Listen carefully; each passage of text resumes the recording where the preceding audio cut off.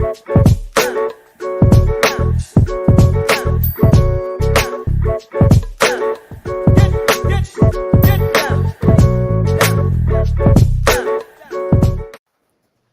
hello, hello, hello.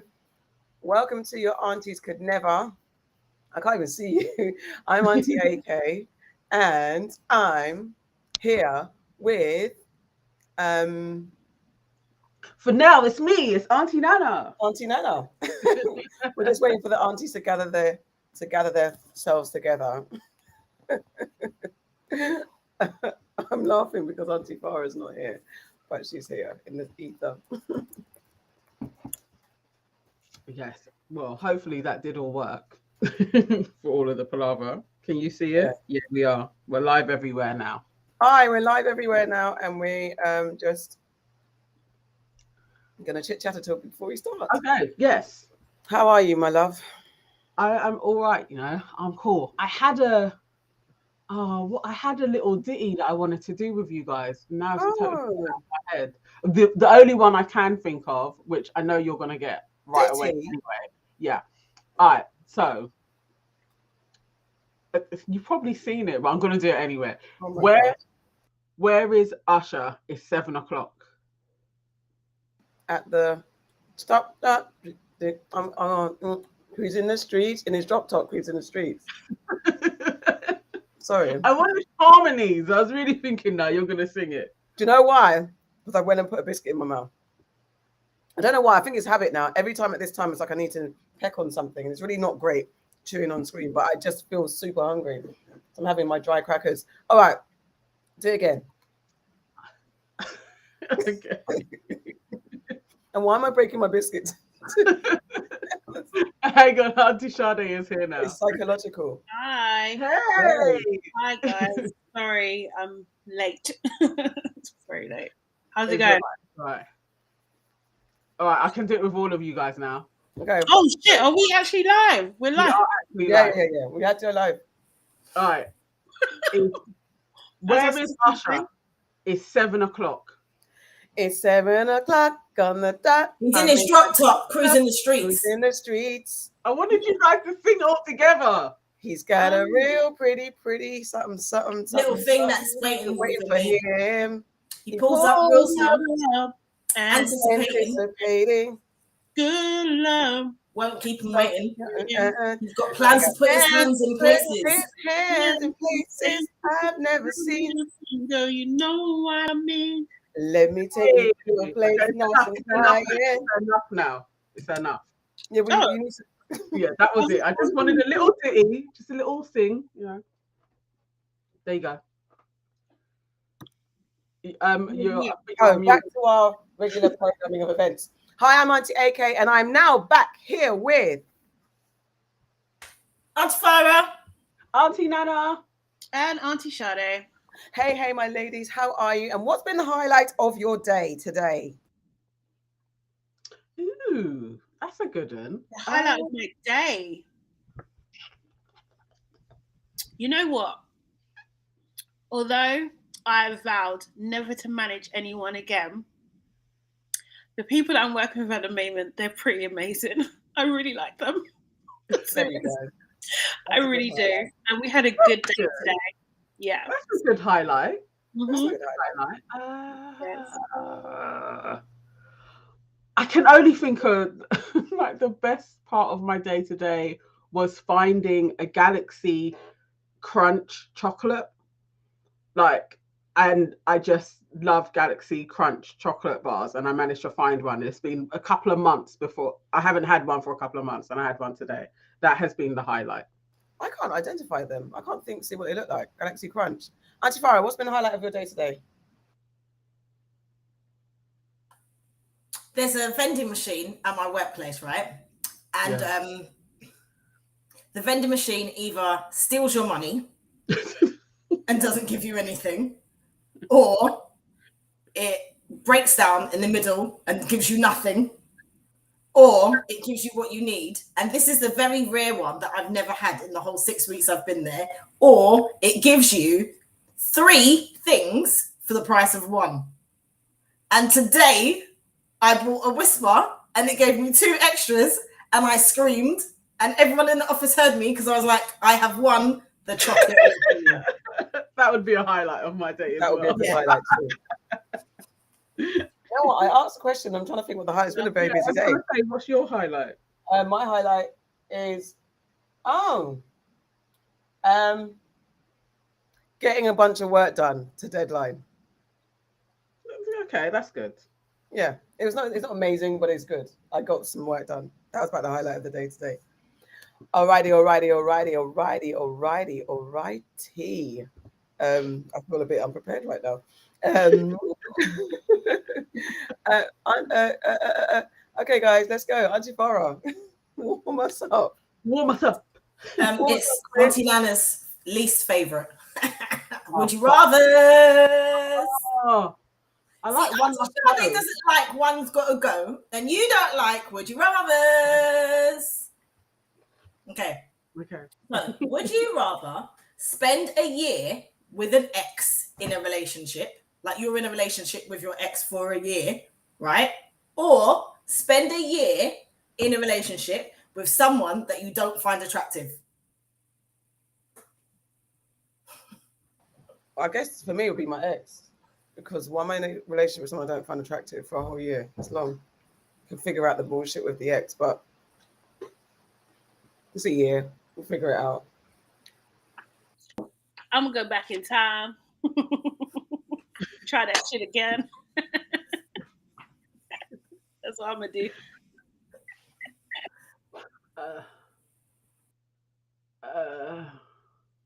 It's so long ago. I actually really can't remember the ex before Russell. Yeah, whatever. We know it was your anniversary. I remember. There was no one before you. There was no one. It was just him. It's always been just him. No, I would go to the ex. One ex. Yeah, he was all right. Yeah, I'll go with an ex. I think I'd go with someone I don't find attractive, because I don't want to go back with none of my exes. Not a one of you. No. Even like teenage ones. No. Hell no. Oh wow. No. Not even for sex. None No? for any of you. Oh, for sex, probably. Yeah, But because because I don't really like them. Yeah, but It's only for a year. Yeah. no. So what would you'd have to be in a relationship with the person you find Yeah, unattractive. but they could be really nice and they could be funny. You got to look at them.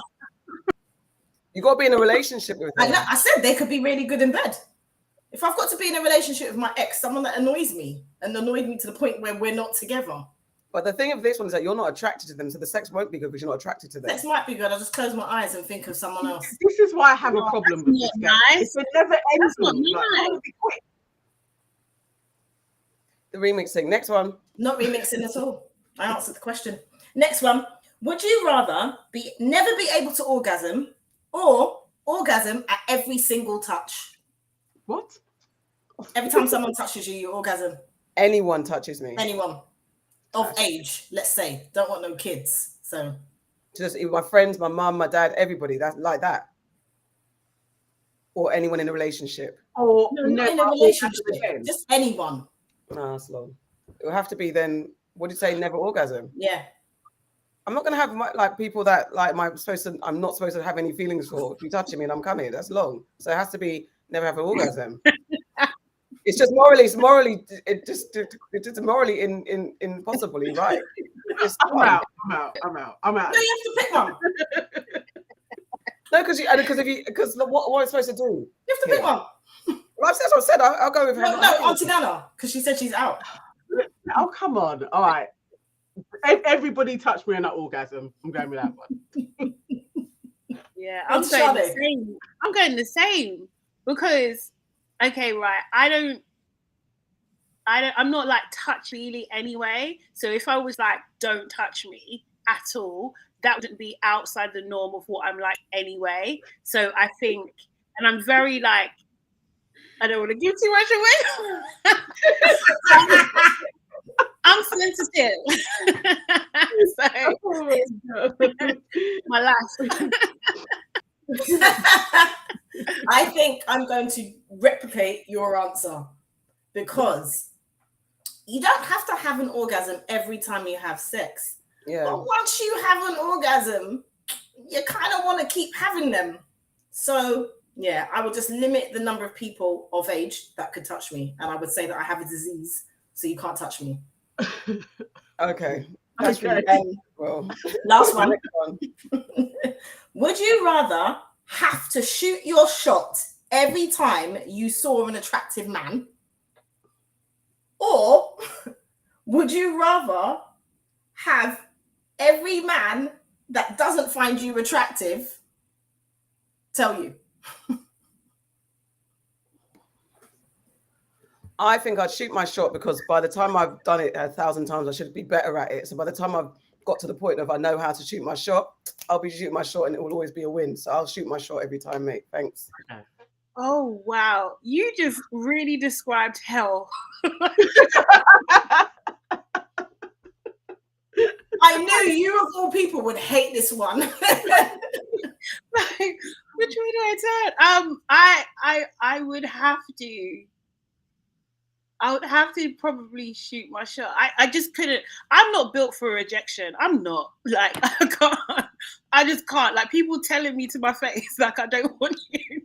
No, babe. I'm not that strong. I can't do that. I can't suffer it. So yeah, I'd have to shoot my shot. Hopefully people. Yeah, because it's everybody you find attractive, isn't it? So one of them's gonna find me attractive back. So But everyone. Yeah, no, that's fine. So you could be in a rave and see like 10 fit men. I know. Be like, hey, I'll literally be a pick me. It'll be a pick me. Practice makes perfect, man. It'll be fine. Because you could laugh it off, you could joke. Oh yeah. True. Auntie Nana. It's like being in cells, isn't it? It's like being like in telecells. Literally, yeah. So yeah, I've done that. I can do this. I could do it. It'll be fun. Yeah, I'll shoot my shot at everybody I found attractive. Yeah. Me too. Definitely shooting my shot at everyone I find attractive. Like Auntie Sade, I am not built for rejection. I don't need to hear no. It's fine. Like, I'll just shoot my shot. I don't want someone coming up to me and saying, you know what? I just don't think you're the one. You're just like, imagine. No. It's okay. Oh, no, I actually misheard the question. I thought it was everyone that you found unattractive telling you that they think you're attractive. No. Oh, anyway, I'll definitely go for that. What do you mean? Why not? No, I was like, that'd be annoying every day. Someone who you find unattractive, like, oh baby, I love you. Oh, that ain't that bad. No, I don't Every mind day, that. all the time. Do you know no, wait. You lot, it hasn't happened that every single day, every single person that you walk past on the street that you find physically unattractive, telling you, yeah, baby, and you don't know how they're going to shoot their shot and I compliment can you. just walk. It would be irritating, but yeah, I could do it. No, every single day. And that's you don't know how many. That's like going out in a short skirt somewhere. Yeah, that's exactly. No, wait. You lot are missing all the people that there's people that look, but there's people that okay, all right. Yeah, I want it to happen. It will be hella annoying. I'll be one of those really insufferable people. Be like, oh my god, people won't leave me alone. Like, I know I'm nice. Yeah. Like when you sit down somewhere. And yeah, then it would be a real ego boost, wouldn't it, as well? Would it be though? Because it'd be like a big ego destroying. It's only people that you find. So I'd be like, as soon as they come up to me, no. It's enough now. It's enough. No. Like, everywhere you go, every minute of the day. Yeah. Any person, everybody. Yeah. I'll definitely much that than guy, like every guy coming up to me. No, I don't like you. You know, like what? I wouldn't like that. I didn't even hear that. That didn't even register. I thought that. I didn't even know that was a question. I missed that totally. That's pain. That's horrible. That's horrendous. I'll be walking in the corner. What do you mean? Like, no one likes I'd never leave my house. But then imagine, even a delivery guy would come to even your door. The postman. Like, you know what? I don't even like you. Like, you're not nice, right? That would never. I didn't even hear that. Unprovoked as well. It's not even like you're looking at them, just unprovoked. That would cause you to die yourself, to be honest. Yeah. To die yourself. It would. All right, guys, welcome to the family. Auntie Farah, more from you. Who are you welcoming to the family, gal? Why are we all Sorry. We're all nibbling. It's hungry day today. We're all hungry. I'm so hungry today, and I've eaten the biggest lunch, but I'm so hungry. Hold on, I need to get my notes. One memento. Very sorry, people. Very unprofessional of me. I'll just tell people. Today, I would like to welcome to the family Leon, Mayne, and Paul Samual, writer, director, and creators of Brothers with No Game. They have just teamed up with Chuck Hayward, who is best known for Dear White People, Ted Lasso, and WandaVision, to adapt the series that they created for Stuart Ford's AGC television. So congrats to them. They've been on their grind. They deserve this. And welcome, welcome, welcome. They're a good friend of Auntie 8K's. Welcome to family. Welcome, my bros. Welcome, my bros. We got money now. Yeah. That's why I'm welcoming them to the family. We're literally because everything that Leon does, I get. Cousin. What's up, family? My favorite cousin. Yeah, Leon he doesn't know it yet, but everything he gets, I get percentage. So yeah. Good ones. Okay, guys, get your plates, get your drinks. Let's start the party. And now we get into what have you heard? No, wait, hold on a second. As just before I move on, can you guys not forget to rate, like, comment, subscribe, all those good stuff. Leave your positive reviews on all the podcast platforms that we're on, especially Apple Podcasts, and like us on Spotify and wherever else you find Aunties. Leave your comments, support us, please. And don't forget to share the show, talk about the show, and the like. All right, now it's time for What Have You Heard? This is where we get into the news stories of the week. And do you know what? The way our news stories had to change because so much breaking news happened like every minute today. I'm going first, and this news brings me no joy, but also joy that finally, in some way, shape, or form, something might possibly happen to the DJ. Oh, hold on one second. My bad. Sorry. Let me pause and rewind. Auntie Nana, do you want to go to the comments and say hello to everybody first before we move on? So me or Auntie Sade this week? Let's go, whoever. It's cool. I'll go. Okay, there are lots of comments. Hello to everybody that's joining us. Lovely hellos to Antoinette. So lovely to see you, and thank you for wishing me and Nia a happy anniversary. Hello, Ronald. Hello, the Al-Kubilan Trust. I'm sure I've said that right. There's okay, lots of people jumping in. So Al-Kubilan Trust says shooting your shot basically is you miss every opportunity you don't take, but you're bound to get rejected. And he also was asking what type of questions are these as well. I agree. And Abner, the actress, says, hello, ladies. Hi, guys. Hi, everybody. Okay, back to what I was saying. In my news story is basically Tim Westwood. If you haven't heard or you haven't seen, there's been a couple of newspaper articles about him, and currently available to watch now on BBC iPlayer, a documentary. It's called Tim Westwood, Abuse of Power, and it's speaking to 6 women who have basically come forward to say he sexually abused them in some sort of way, or basically took from them at their without their real 100% consent in various sexual ways, whether it's inappropriate touching to full-blown sex to just that predatory behavior. It's out there now. It's been a long-standing. Tim Westwood's had a long-standing, almost 20-year career in the music industry in the UK. He's renowned for being a hip-hop DJ. He dominated the culture from late 80s to till now. His man's in his mid-60s and still touring his Westwood music tours around the world. Still selling out clubs and stuff. And his now current target are student union type events and student, ACSs and things like that. His victim profile is usually a young Black girl, and the story's out finally. I just wanted to ask you guys what you think. My main question is, do you think it's going to do anything? The documentary, if there's going to be any. The accusations actually being documented now on screen and in a couple of articles that have come out. Do you think it's actually going to do anything? Do you think Tim Westwood is going to go down, or do you think he's at the very least possibly be sacked from his career or whatever? I think that Capital Extra have an obligation, or Global, I can't remember the actual owning the company that owns Capital Extra. But I think that they have an obligation to at least suspend Tim Westwood. These allegations are not new. The documentary is new. It's, you know, people going on screen being documented, but these allegations are not new. In 2020, there were allegations made, and he came out then and he denied them, and nothing was done by Capital Extra. Capital Extra were written to by numerous people, you know, in the press as well, asking them what are they going to do and are they going to suspend him, and they didn't.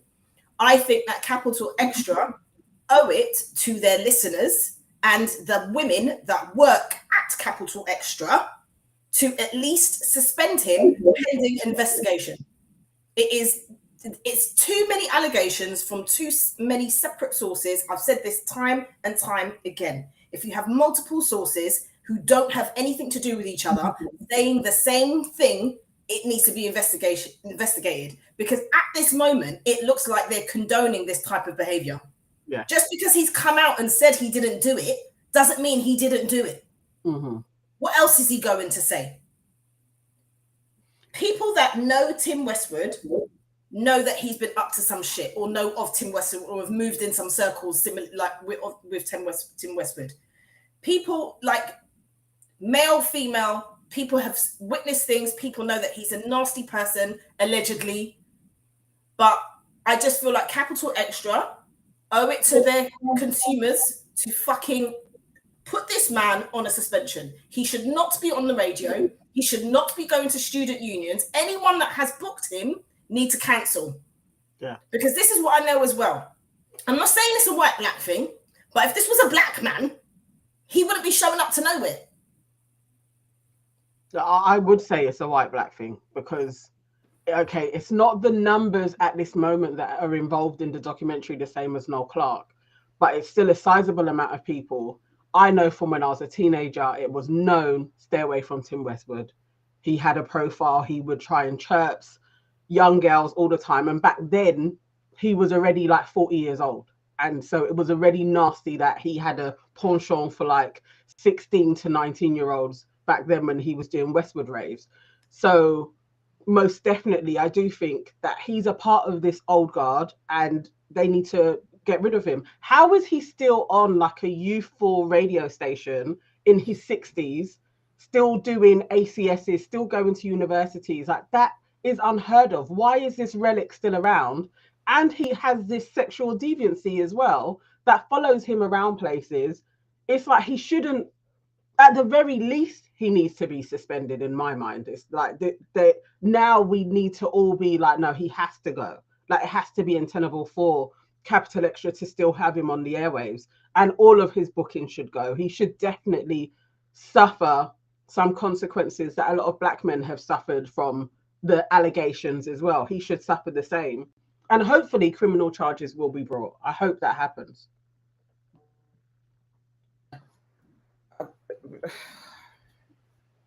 I'm so disgusted, and I'm so disgusted with him being disgusted. I watched the documentary. It's only half an hour, so it's a quick watch. And it's just a disgusting watch. Hearing these young women talk about their experiences, and I you know, the conversations that it's had, like, why would they follow through? Why would they go through? But it's that moment of being in a, you know, a lot of them said, you know, a couple of them said they turned up to meet him on a music in career advancement premise. And the next minute you're in a car with him and he's exposing himself. The next minute you think you're going to be taken somewhere where you're going to stay and then meet him maybe later to have a conversation about your work.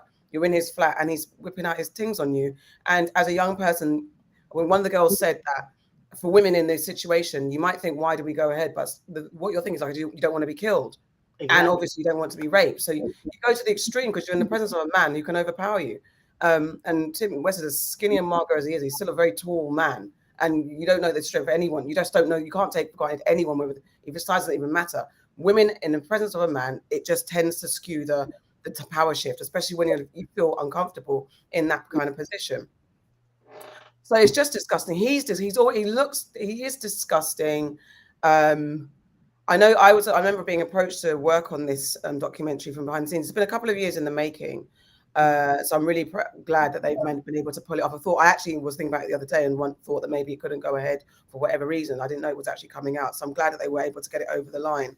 I saw on Twitter one of the journalists who did the Guardian, I think, article saying that, you know, the amount of hoops and jumps that they had to go through to get this approved to go to print and stuff like that. So you can imagine the network behind the scenes that either, I don't know how they get things wrapped, you know, accusations you got to have. I understand actually if you have a media platform, you have to be careful because you're easily super liable in defamation. So you have to go through those kind of careful, rigorous steps to make sure that everything you say has some sort of validation so you don't run into trouble and end up getting caught up in a legal battle that distracts from the person that actually does the crime, and then you end up looking worse, and then the story gets diffused, pointed in the wrong direction. So I just really commend the team that got it to light. I hope it does something. I don't know if it will, but we have to talk about the guys, the people, and it's not just men, but I guess leading men in the culture and with some women in the culture who've co-signed. I mean, how the hell is Tim Westwood still booking ACSs? How? Mate, I was gone for a minute, but I didn't catch the conversation. Yeah, I'm just really happy that this has, been able to be said and public within our lifetime, to be honest. So similar to you, Auntie Nana, I remember being at raves and like him trying to move to me and my friends, and like we look, you know, me definitely look particularly young. Do you know what I mean? That kind of thing. And like him then also moving to my niece and her friends like decades later. It's just like you're still on the same bullshit. And I just think, you know, let's not, you know, allow, you know, another almost like allegedly, but I would say paedophilic Jimmy Savile type be able to live out his life without getting his comeuppance. Really, like I just think that when it comes to Black girls in particular, like they just don't believe them. They just don't, you know, when these allegations comes up, it's almost seen as like a non-issue, like it's part of the culture, it's part of the scene and that sort of thing. And like, because Tim Westwood is, like, as you say, Auntie AK, co-signed by so many like names within the music industry, like he appears to be untouchable. Do you know what I mean? And it's just like, so that's why I think it's just so powerful that this is happening. And it's a long time coming. Like I remember being on like other shows, whether it's like debate shows and whatever kind of thing, and just being the only person who did not rep Tim Westwood, do you know what I mean? And being vilified for it, or like, I don't know what he's done for the culture. It's like, that is in a falsity within itself anyway, because he was the only, him being the only person pushing hip hop is by design. Do you know what I mean? So if it was anybody else, it would have been someone else. Do you know what I mean? So it's just like, you know, he's got all this power because that's how the system works. You know, obviously he was at the BBC, BBC One Extra for a very long time. Do you know what I mean? And it just seems to be like, what's going on over there? Like, what is it? What is going on over there? There is this culture of protecting men like this, not just there, but just in the whole, like, I want to say, like, Black music community. Like, it's just disgusting. And people need to say, you know, as we talked about in like recent shows as well, it's just like, I want to hear Black men, you know, who've endorsed him publicly calling him out for this behavior. Do you know what I mean? That's what I want. Not a phone call behind closed doors, because this is the same men who, you know, when, you know, stars like Meghan would go on the show, like being disrespectful, like just thinking that he can say anything because he co-signed by so many people. Like he's like literally a product of like being supported by toxic Black men, really and truly, and it's disgusting and it needs to stop. So I'm happy for this. I'll leave it there before I say something. I just want to highlight a couple of things. So, as we all know, it is Sexual Assault Awareness Month, which is another reason why, with these allegations, capital extra, you have an obligation to suspend immediately Tim Westwood. Okay. The other thing that I wanted to mention. So, at present, reports of sexual offence victims are facing the longest ever court waits. So it's taken on average between 196 to 453 days for them to have their first court appearance. There was a victim who it took her 4 years for her rapist to actually be convicted. Now, during the course of this time, what's also happened is the number of people reporting rapes or sexual offences has decreased, and it's fallen by 70%. And the reason for that is because of the long waits that people are, they're having to relive this again and again and have to tell their story and not be believed. So people are now getting to the point where they're not reporting it. So you have two things happening. So when people come out and they start saying, well, why didn't these women say stuff? Or how come it's only coming to light now? A victim of rape can talk about it whenever they feel comfortable. And sometimes you've got to remember the reason why they don't talk about it is because they're not believed. Tim Westwood has been protected, as we have all said here. He has been protected for decades. Yeah. This is not new news. Anyone who is around Tim Westwood knows what he's up to. Again, capital extra, I'm hailing you lot out. You have an obligation to your female, not even just your female listeners, to your listeners to suspend Tim Westwood. Nobody wants to hear him. At all. At all. We haven't wanted to hear him for decades anyway, chatting his shit, pretending that he's some fake kind of Jamaican. Now he's doing like African stuff. It's just absolutely grime and stuff like that. And drill. He's into Afro beats and Amapiano now. He's like a vulture. He's elite. Yeah, exactly. Just any absolute culture vulture. Yeah, exactly. Like he's just vile. Like I just can't understand. Like he said, Auntie Nana as well. Like how is he playing And the thing is, this is the thing. This is why I draw parallels with Jimmy Savile. It's just like at the end of the day, Jimmy Savile, he, like his preference was people who were like invalids, right? So he got keys to like mental institutions and people, the most vulnerable people in our society, and abused them. That's what he did. This is what he's doing. He prefers young girls who look underage. That's what he prefers. And the reason why sorry, go ahead. I was going to say the title of the show is exactly that, abuse of power, because he's targeting young, vulnerable girls who believe his power will carry weight. And you cannot victim blame when someone's in the presence of someone that they think possibly can get them their career, and then you get in a certain situation the next minute. What do you do? How do you get out of it? He's using that power. It's a perfect title, abusing his power, which is what vultures and predators do. The other similarities to Jimmy Savile are Jimmy Savile was protected by the people that were around him because they felt that he was doing a lot. You know, he was doing a lot for charity. He was doing a lot for people with mental illness. He was doing a lot for the community. Tim Westwood is protected because in the music industry, people believe that he is doing a lot. Yeah, and they are protecting him. And the thing is, what has he actually done? So you've done some raves, you've done some mixtapes, you've done what, like anybody else can do that. He's not the only person in the world. Yes, I understand. Back in the day, he was the only one. By design, as said, you were a white man that decided to culture vulture onto hip hop, and you were the only one allowed to do the things because black people weren't allowed to take ownership of our culture. It happens every single time to our music. The gatekeepers of our music, the people that they are white men. Standard, you have the minions that are black in between, but it's white men who are the gatekeepers, and they're afforded the power, and then we co-sign. So yeah, they've done this for the culture. What the hell is? No, when I say we collective, I don't mean individually. No. I can't remove myself from supporting Tim Westwood back in the day before I heard these predatory stories, I must say. But in the 90s, he was the only guy. When I wanted to hear hip hop, I listened to the Westwood show because that was the only. And the fact that he had a route in to the hardcore, the proper hip hop, because they were the commercialized sites. But when you listen to Westwood, you were hearing the hip hop that we were listening to. So I'm a part of the problem in the early days, obviously, not now.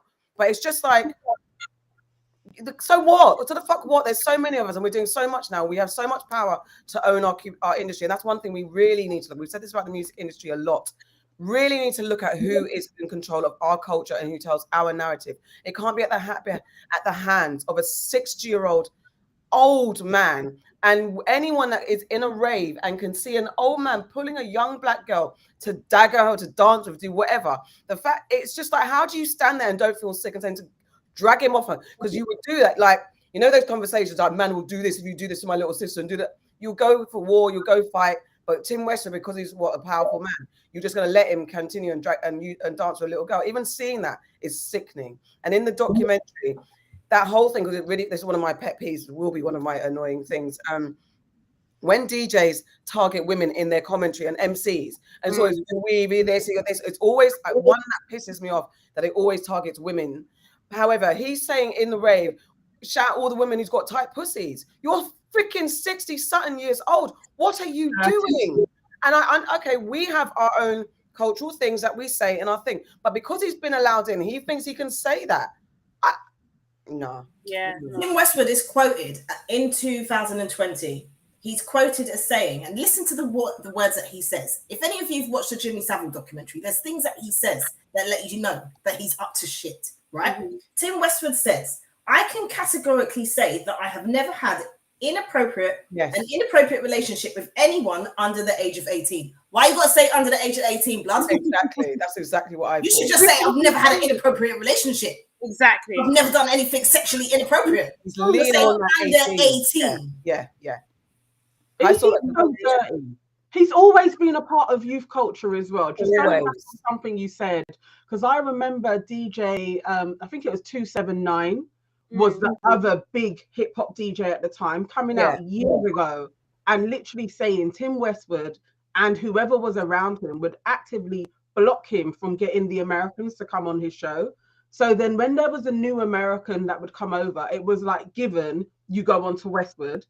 And so then, and all of like the imports would go to Westwood. So they all thought that Westwood is the one that's backing them. Westwood is breaking us into the European market. It's all about Westwood. It weren't even that long ago. I think I heard Fat Joe hailing Westwood and Charlie, Charlie Sloth the other day. And again, I was just like, how is this constantly being repeated? And then it gets affirmed by bigger stars that no, these are the gatekeepers. So then when Americans come here, they actually don't even think that there's Black people here. It's because representation is so white. But Westwood is shielded by other people. Like I remember when Ty, God rest his soul, when he outed years ago, and that thread was legendary on Facebook because he was just being supported by Black women. And loads of men were coming at him being like, it's only because you're a failed rapper. It's only because he didn't support your music. All of this. And then he went on a proper tirade, like literally was calling him a nonce, like really was going in on Westwood. But there were so many people that were backing him staunchly, like he's their dad.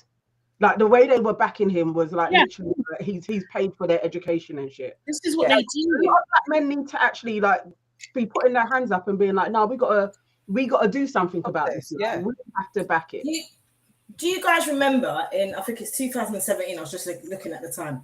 In 2017, Cardi B was on Tim Westwood and he made some sexually inappropriate comments to her during an interview. Yeah. And she had to put him in his place. Yeah. Because the things that he was saying to her is inappropriate. She's there to talk about her music. You're asking her about sexual positions and what she likes and shit like that. How is that acceptable? And she's like, this is a 20-something-year-old girl. And he was like 59 years old then. Yeah. This is gross.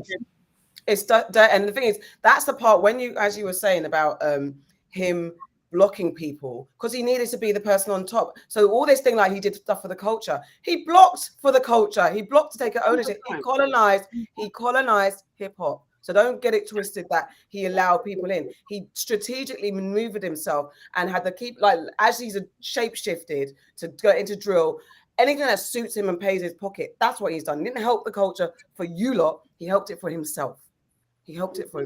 Anything youthful. Where youth culture goes, old school Tim Westwood is there with his flipping cranky arms. He's always there. Wherever young people are, it's dirty. It's very dirty. And actually, that should be a thing. If they don't even want to listen to allegations, he's too old to be on our airwaves and be around young people. He's too old. It's inappropriate. But imagine you know what? Any of us right now who wanted to go for a job at any of those platforms, they would be like, your age, what's your like? Do you know what I'm saying? Like, obviously, he's got a big following, but our age would come into question. Ageism is a thing in the music and film industry. Yeah, this and I'm not even being ageist for that. It's because of this particular topic and what we're talking about. That decrepit old man should not have a job in this space. Retire yourself. It's because it gives him access. That's the thing. It gives him access that he's able to abuse, basically. Do you know what I mean? That's why he's continued to kind of use this as a front, so he's able to just get away with what he's getting away with. Do you know what I mean? And it needs to stop. And I think you're absolutely right. There should, if there's like some sort of campaign or whatever kind of thing, there's a petition. I'll sign it. Let's get him off camera. I'll use all 5 of my emails. Banned from radio again. Like, you know what? You're done. You're done out. You're actually done out here. And anyone that works with him, you lot need to be done out as well.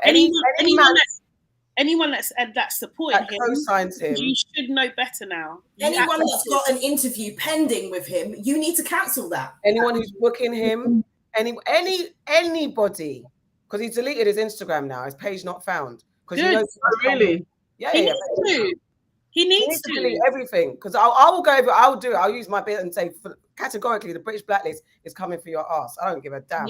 Let's get the comments. There's a lot of comments. Thank you guys for engaging. There are so many. Wowzers. All right, I'm gonna start off with Abena, the actress, saying now he is found out in the UK. He has now gone to Africa to do his foolishness. No way, he needs to be stopped. And Al Kabalan says BBC are owned by a certain family group, so when one extra existed, it was bittersweet. And T. Smith says, I never liked the geezer, thinking he is so black and trying to take credit for black music. Abner also says, if you are protecting Tim Westwood, you were complicit. Shame on you all. Rebecca Cook says he used to have his goons on the hunt for girls to come back to his hotel room in my uni days. I wonder which girls said yes. Oh, God.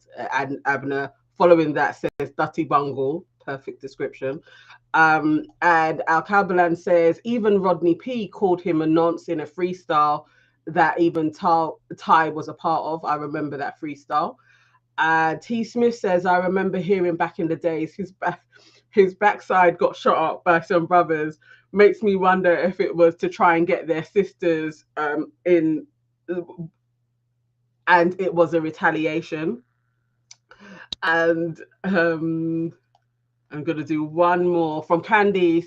Anyone of our age has known about his creepy vibes for years. We've either experienced it ourselves or know somebody that has, and that's a fact. 100%. Yeah, get him gone, and do not get your ass out of Africa, and don't try to go anywhere, any of the black countries. That just come out. Auntie Farah, what have you heard? In more infuriating news, not as infuriating as that, because again, capital extra, you need to get rid of Tim Westwood, dirty blood clot, bungle, dustiness. Anyway, my news is that Edward and Sophie, Prince Edward and whatever she is, Duchess Sophie, their recent trip to Grenada as part of their royal tour in the Caribbean was cancelled during the 11th hour with no explanation. This comes just days as it emerged that the Bank of England did have a direct role in slavery. In fact, they owned 599 slaves from Grenada, whose names can be seen in the Bank of England's museum currently. You can go there and you can see the names. I'm about to go there and see wow. Anyway, so my question is, do you think that Britain and the royal supporters will ever really read the room? And do you think that Britain will pay up in reparations or at least apologise? I hate these guys, you know. The more we talk about them, the more my hate thickens. It gets deeper and deeper. I hope in my lifetime that there is some type of reparations. And I'm more than hopeful. I actually think it will happen. I actually really do think it will happen. And that will probably come with some type of an apology. But overall, just for all black people, I just think we don't owe these guys a thing. And if there's any way that you can get what you can get from them, get it. that's my stand on it. It's like we don't owe them a thing; they owe us everything. So, yeah, hopefully. I don't even want the apology. I want the action. It's the apology, reading the room. They know, the thing is that they willfully know what they've done. They willfully remix and circumvent and deflect. And the fact that even they had the Caribbean on, like, what get off. No one wants you on this tour. And if anyone that celebrates, it's just the mixed messaging and the colonialist brainwashing that's happened, that white people will stand out in a line and wave. But it's not that. Come away. You know you've done wrong. Your legacy is wrong. It's inappropriate. Just stop. And all you need to do is reparations in the proper way. That's it. Don't want an apology. Don't want, we are so sorry for what our ancestors done, because it's always like disassociating them, the immediate family, from the backstory, from the history. You cannot. The same way we can't disassociate our position in society because of what colonialism, slavery, and oppression has done to us. We can never get away with it until you guys really recognize what you've done honestly and take real solid action. Abolish taxes, as Auntie Nana has advocated, and we all support, and give our countries back to us, because you lot still have your tentacles in our countries. That's why you're still doing tours. Everyone said slavery is over. We know it's not over. It is not over. Our countries in Africa and Caribbean are still tied to the so-called empire. Release us properly. Lift all those sanctions, trade sanctions. Let us trade our goods instead of having to be forced to import you lot shit into our countries. Let us trade fairly. There's so many things that can be abolished that aren't. That all this lip service is long. I don't want lip service. I don't even want an apology. Don't say sorry. Just do it. Let me wake up tomorrow and hear that Africa and Caribbean no longer this, that, and the other. Any ties to the West in that way. The only way I want to hear is that they have fair trade deals and we have our countries and get all your charities out of there as well. Freaking this trust and this fund and all that. Get it out, because all you lot are just raping our countries and in some cases our people, allegedly, just for your better gain. So I'm ciao.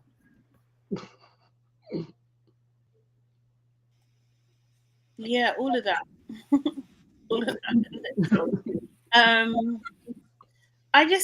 But I would say though, I think I do want the apology though, and I want it every year from whoever's in power, for generations to come.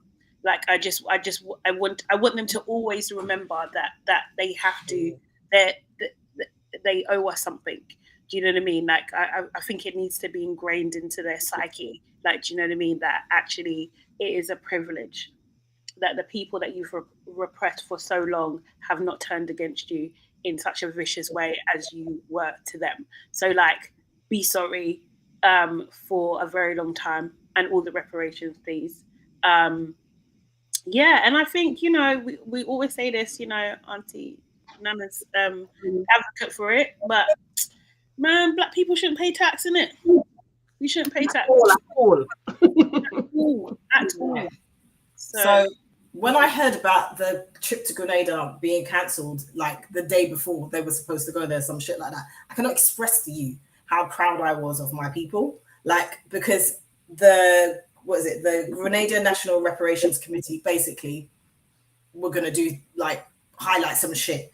The ambassador for, the Governor General advised the Earl and Countess of Wessex that they should not be visiting Grenada because their trip would be, you know, marred, I think you would say, by the protests that would have taken place there.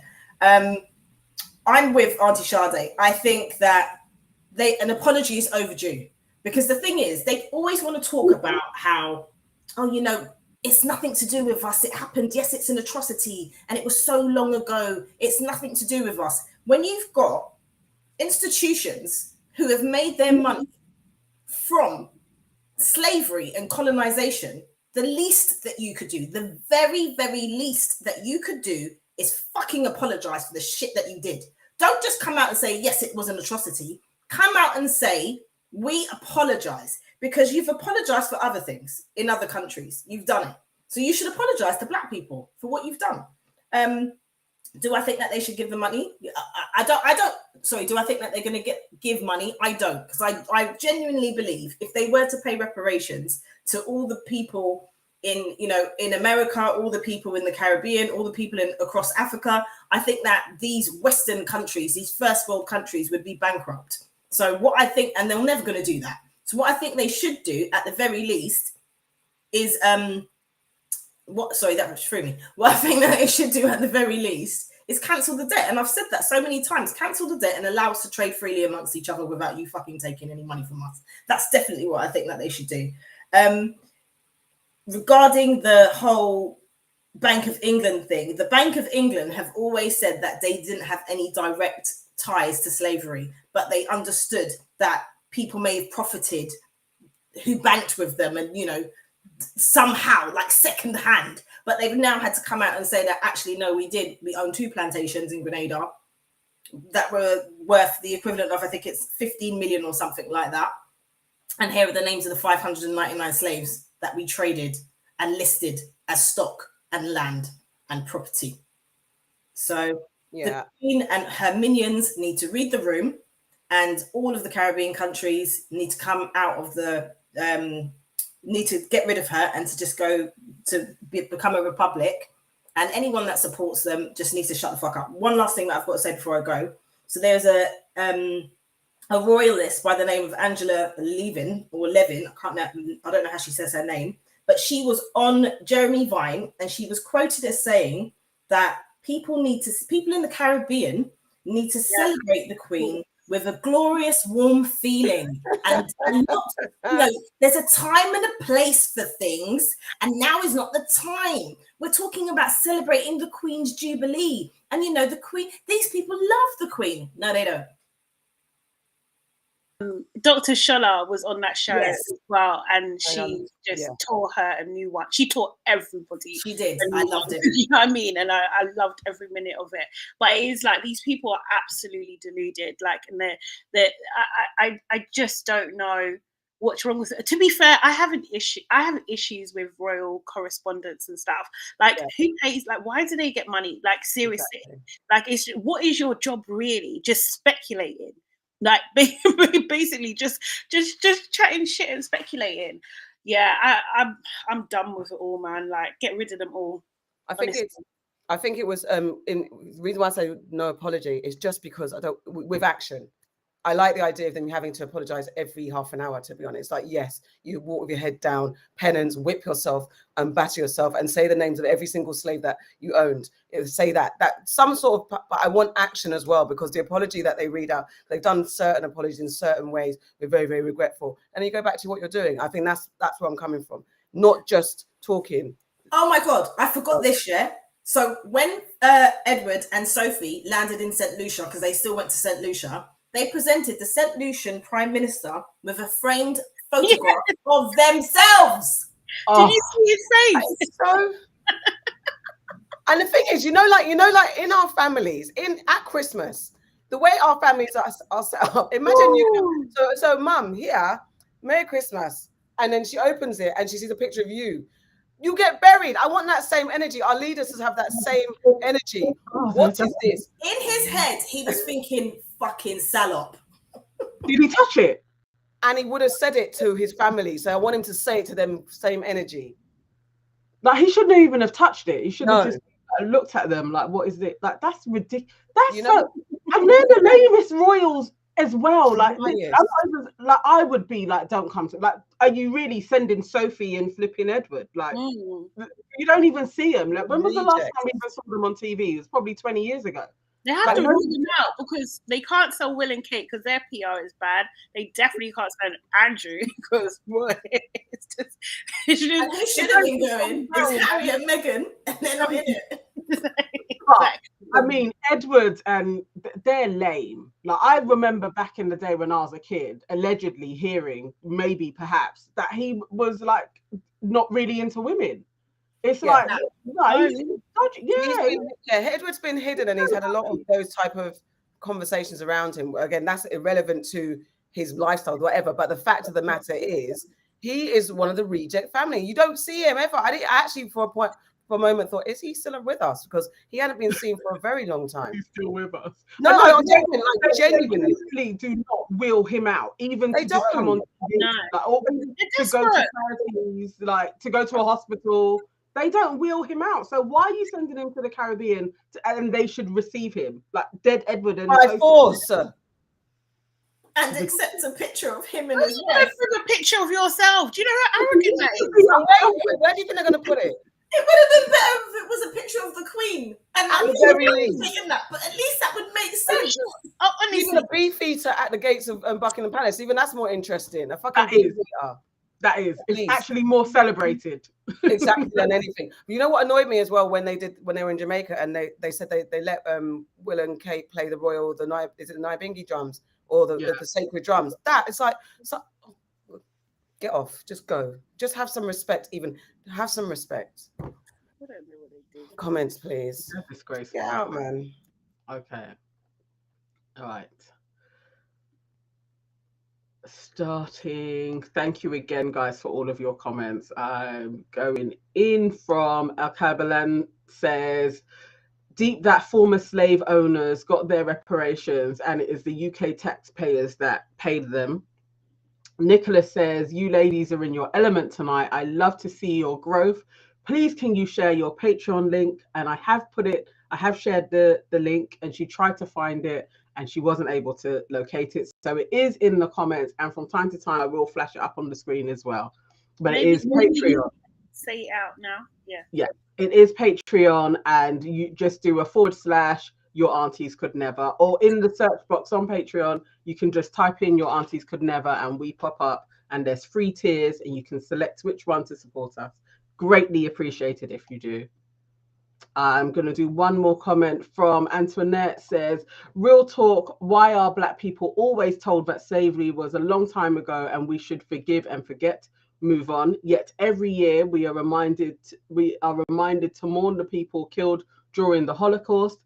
So white on white crime can be mourned year in, year out for time immemorial, but white on Black crime should be forgiven and forgotten.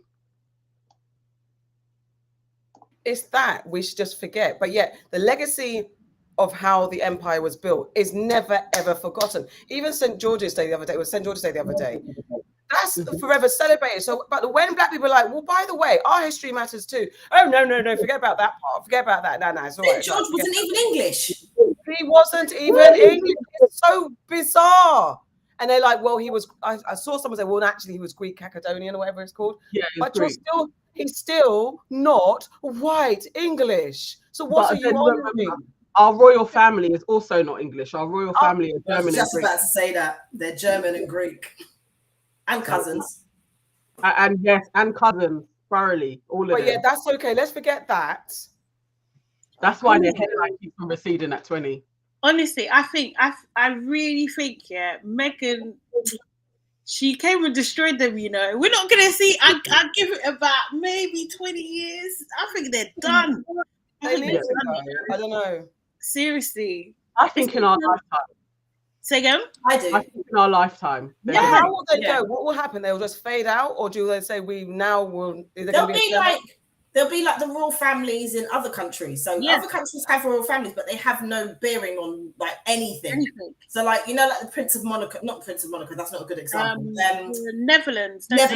Yes. Mm-hmm. So they have them, but they're just fluff. They don't do anything. They don't make any money off the people. Nothing. Yeah, they don't get paid. That's what we need. How did that happen, though? How did they descend from actual status to then just being, jobbing people? Because that's why it was a referendum. Huh? It was a referendum. The people was over it. Like, the people was like, we don't need them. I think our one is going to be more of a scandal. I think more sexual deviancies are going to come to light, and then the British public are just going to be like, it's untenable. This family are dysfunctional, and they're a disgrace, and then we're going to get rid of them that way. I think you're right. I think William, if he messes up with Kate again and it gets public, it's over. It's over. Instead of journalists hounding Harry and Meghan, do your job. Yeah. I feel like once the Queen pops her clogs, it's gonna be on. Because no one wants Charles. And William's PR is rubbish. I think after that, no one wants Charles. Yeah, but I think William has to do something to mess up. But I feel like in his reign, there will be a referendum, and people will be like, "Enough now." Yeah, he's gonna do something. They could do twist on us though, and then somehow get for PR to save themselves, get Harry and Meghan everything they want, and then make them king and queen, and then there could be. Yeah, I mean, if they brought back in Harry and Meghan, yeah, no, they'll reign forever. They'll reign for 100 years. There's too many racists in this country. That would not happen. It would never happen. But that's what I'm saying. If they kept Meghan, they would have saved themselves for the rest of time. Do you know what I mean? Right. Let's think about it. They don't even want to give Harry security. They're not taking him. But that's my point. If they really get to the point where the world turns, it's going to be the last thing in their bag. They'll wheel them out. They won't do it. And also, I don't think. Well, actually, I don't know. I just don't. I don't even think it's that. Like, they are the saviors. I think because we're Black, we weren't in the echo chamber to hear how many white people absolutely hated Meghan and hated their union. Oh no, yeah, and I think like they're not the saviors. Like, letting them go was probably the best thing that the royal family could have done, and we all knew that was going to happen. As kind of light as she is and straight hair and everything, she's still a Black woman. She still has a Black mum. It's like, then she was never really going to be a part of the royal family properly. She isn't the savior. They're dirty bungles. Like, they'll just have their time. They'll go soon. 20 years, definitely. Desperation and PR spin is a motherfucker, and boy, people have done madness for less. What can they do? Like, William's not even nice. He's not even good looking, bro. He needs to get a hair transplant, is what he needs to do. He needs to get a whole wig. He needs a whole leg. Gone Turkey time ago. You should have gone Turkey, bro. And then get a little BBL. 20, like, it was like, they need a Kardashian makeover. Oh my God! Could you imagine Kate with a BBL? She needs it. Kate needs some food. Flip phone. Oh my God. Her stress and pain of popping out babies and her man's out there in the streets. The woman is stressed. She's that smile is pain. I think she's a bitch, though. I do. I think. Yeah, but because she's suffering, she takes it out on everybody else. Yeah. I don't even. She's that chick. She is that chick. I'm vexed, so the whole world's gonna definitely that chick. Yeah, definitely, 100%. People don't like. He's supposed to be like out there in Chelsea, like a lot. He's in them streets. Does he? He has multiple mistresses. They need to go to the sun, mate. Yes, man. I want to explain. The sun needs to be sunning. We need to go back to the 80s, man, when the sun was sunning. You know, the royals pay the papers now. It's like they pay all of it. Yeah, they do. They do. Yeah. Imagine having to keep a newspaper on your payroll. That's mad, you know. He's messy. I'm telling you, William has skeletons. He's super messy. Yeah. All of them, they're dirty.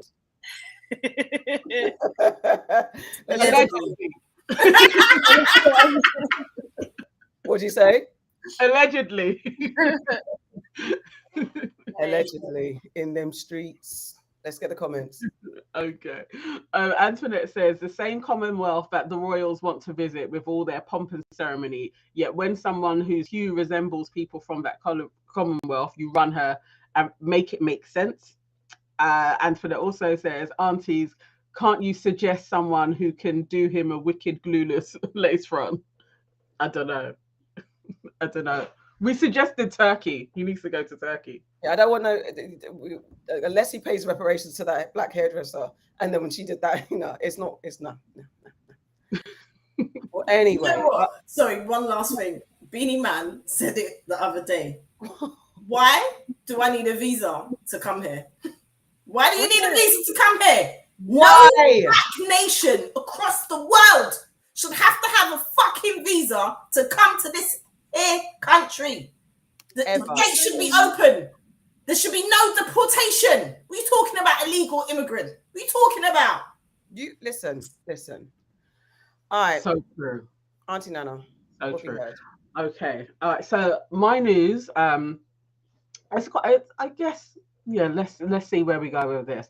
But it's in regards to the child abduction of Aaliyah and Lena, the two teenagers that went missing earlier on in the week. They went missing for a week and were found, I think, over the weekend that they actually got found.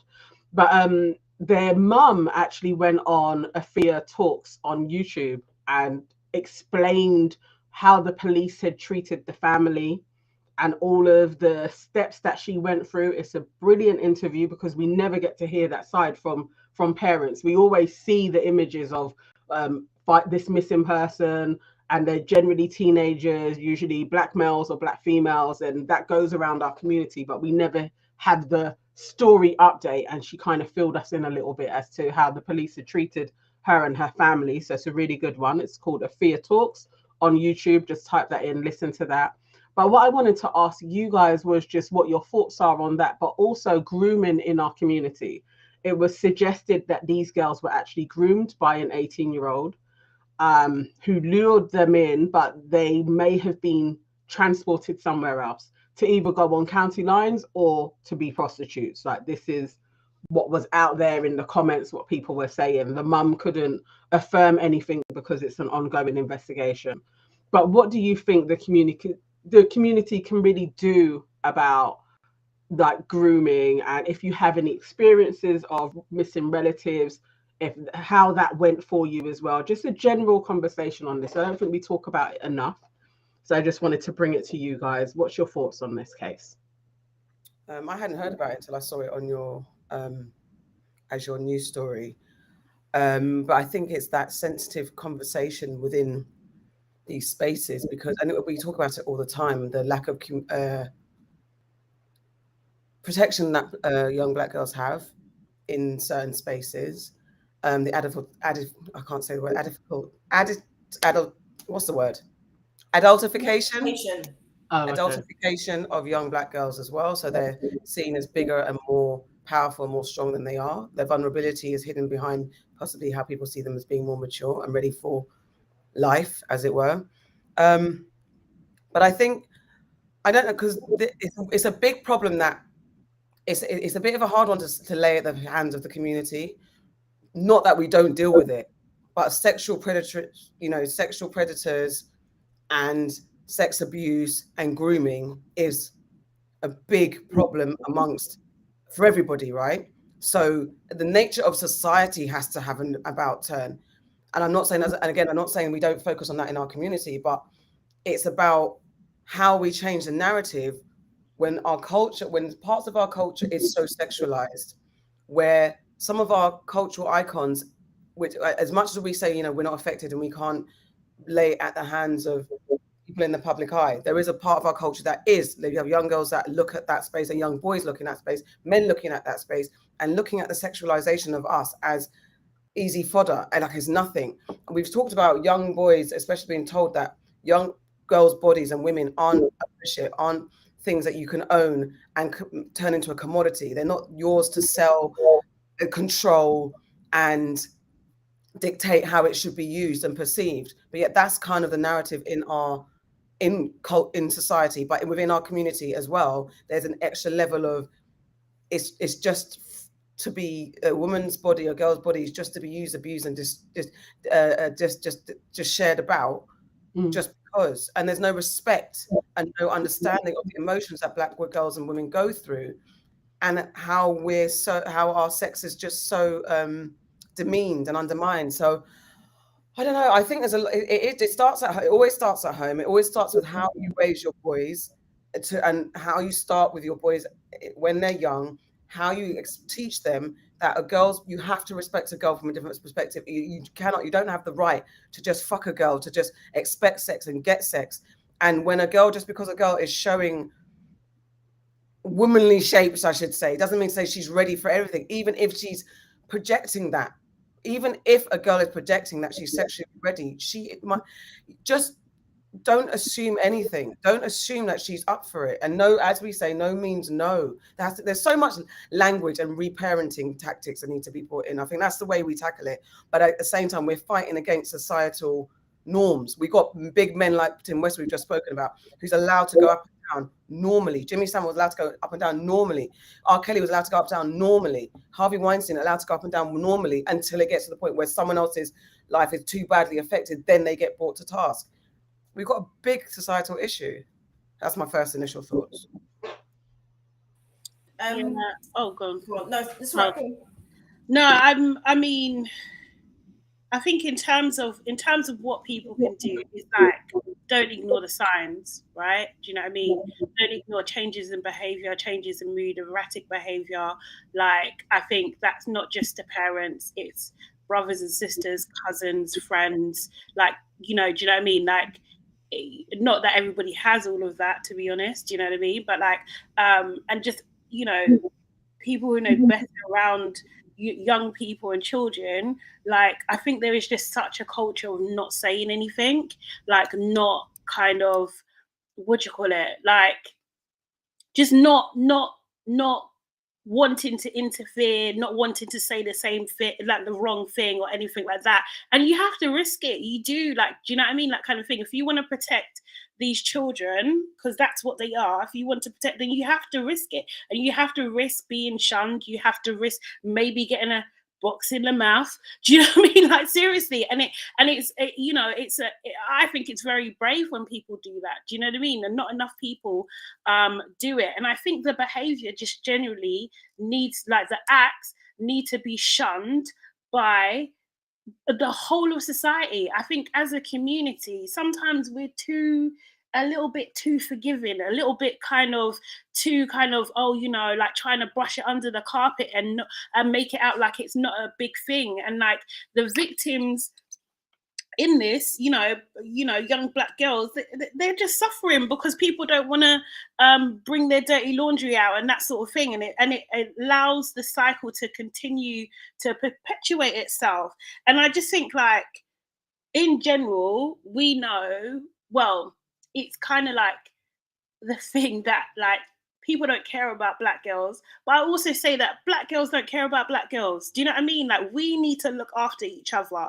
We can't be also, like, you know, raising these issues and stuff, but then seeing something happen to a girl and then just labeling her a sket or whatever kind of thing and judging her because of what she's doing. You can't do you know what I mean? You need to hold women, young girls need to hold themselves accountable also for how they treat other people and not ostracize someone just because they're having sex. Do you know what I mean? And maybe you don't, or your situation's different and that sort of thing. I think there's just so much judgment, and that's why a lot of young black girls, they don't talk about their experiences. They don't talk up when these things are happening, or feel like they've got nowhere to go because they just fear of being judged by their peers. And I think that definitely needs to. Yeah, I agree. Sorry, I was trying to unmute myself. Everything that you guys said, and I just want to bring us back to last week when we were talking about age differences between, like, you know, teenage boys or teenagers in relationships, and how there is an adult and there is a child. And these, you know, these girls were 14 and 15, and the boy that's been arrested was 18. As an 18-year-old, what are you doing chatting to 14 and 15-year-old girls? And his circle, what are you doing condoning him chatting to 14 and 15-year-old girls? There is this thing, we've all said it, you know, girls are quite easily over-sexualized, and adultification happens a lot with, like, amongst black girls. It's almost as though it's fine, it doesn't matter, you can take it. But sometimes people need to recognize that they are still children, and it doesn't matter what they appear like, they're still children. Like, I've actually been out with my youngers and had to say to people, that's a little girl, you know, what are you looking at? People need to be a little bit more careful, and there isn't anything wrong with people in the community speaking up and calling out issues that they see as wrong. I'm not saying that you should go and start fighting people, because I'm not saying go and do that. But I think the more that these things are highlighted as not acceptable, and not behind closed doors, not on a little phone call, but highlighted that this type of behavior is unacceptable, it will allow victims of these sexual harassments to actually feel like they can come and speak up and not be judged. I think, like, from experience with my nephew, and it was a shock in terms of, like, his grooming to sell drugs was very new.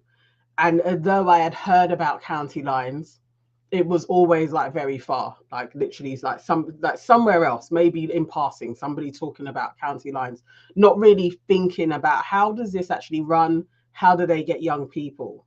And I think there's a real element, especially with these girls, that there was like social media involvement. So they're talking. The mother did actually like really put out a warning that her daughter in the last kind of few months became very quiet, which she wasn't usually, very tired, and like kind of retreated to her room. And I would definitely say we had a very similar thing with my nephew, but they're teenagers. So you kind of think, well, teenagers can go weird in their emotions, like they change a little bit, they get more moody, like you expect those things, but it is that way where you can't really talk to them properly. When you're talking, it's like it's glazing over, like they're not really listening to you, because there is another older that's like in their ear, really reaffirming things that it doesn't matter what the parent is saying, doesn't quite hit them. Lots of schools see it happening as well, and they don't say anything because they don't want the parents coming in to like discuss that they have a school issue.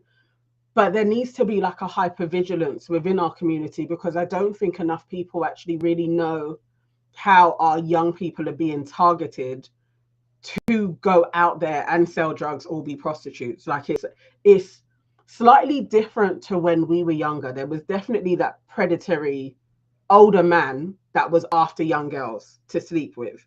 But now it seems like there's a real criminal spin where they're actually seeing that you can use these young people to sell your stuff. That there's like a real vulnerability that they've like cornered into, that parents working lots, like they may be home a little bit by themselves. They just really honed into societal issues, and then they're criminalizing young people. I think lots of parents don't actually know that this is a real thing. It's not always like single mother. It's just not what you think it is. It's not the parenting. It's not because it's a single mother. They can really come from really good homes, but if they manage to like slot in there and target a child, it's very easy for them to manipulate them. And I think that really stood out listening to the mother. She's called Claudette. Like hearing her talk, I was just there like, yeah, I get it all. Like everything she was saying, just how everybody else thinks she must have come from a shitty family. Like both of the girls, like they must have like not had anybody really battling for them. Like, you know, their mum was probably working all hours. She had been gone for like half an hour and they had called the police already, because that was out of character. And it's those things, it's like actually as a community, we really need to stand up for each other and be like, no, the police need to take it seriously when our kids go missing. It needs to go onto that Amber Alert. We need the police to really be advocating for our children because they're being targeted. But what the police did was they were like, no, she's going to come back home. So they didn't actually do anything for 4 days. And this isn't new. This is generally what they do with Black kids. So in those first 48 hours that we all know is really important, and this is like crucial times, they were resting on their laurels and they didn't make it a level 3, even though the school and parents and family were like, this is out of character. They were still like, no, she'll come home. The 15-year-old who after half an hour, her mum's calling up, like literally, this is out of character. You're like, no, she'll just come back home. Took 4 days before they leveled it up to a level 3. And then within 48 hours, all of the evidence that the family had actually collected, the police went and investigated and then brought the girls back home.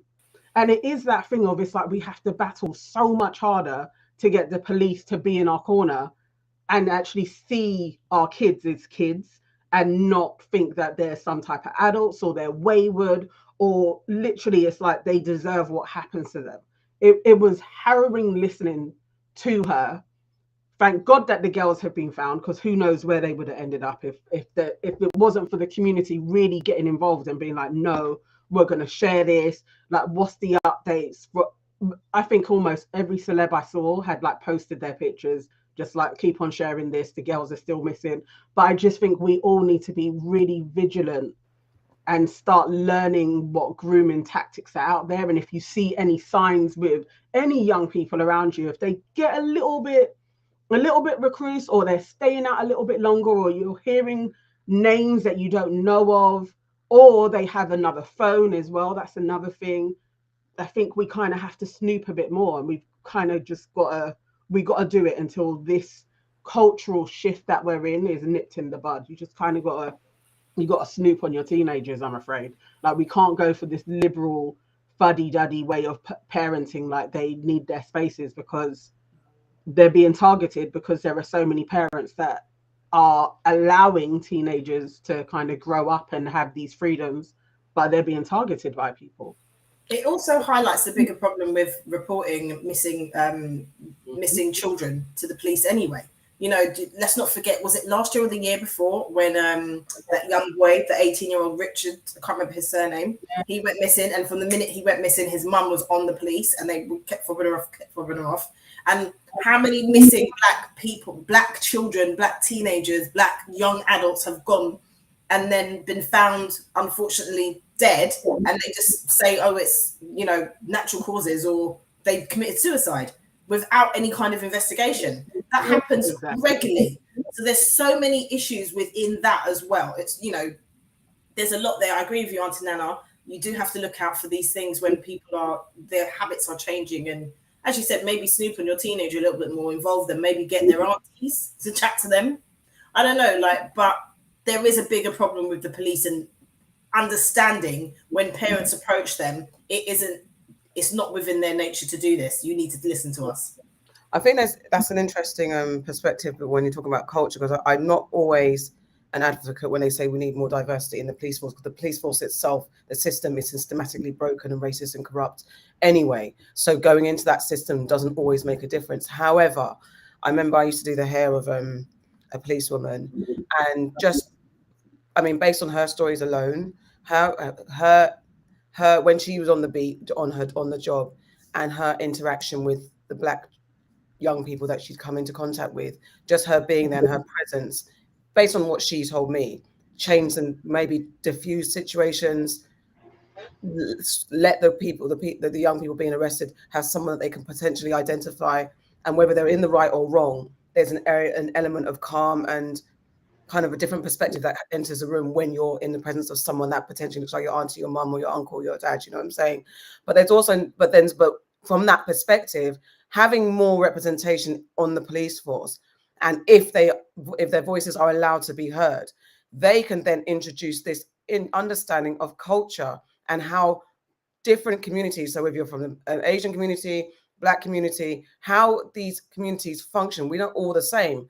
We don't all do the same thing. So it might be okay for a white child to go out for 2 days and their parents don't mind because that's what they do. But usually in our culture, you're not leaving and coming home whenever you want. That's not something that's in our makeup. I couldn't just, my daughter, the way I raised her, she had to be home. I'd be on the phone. Where the hell are you?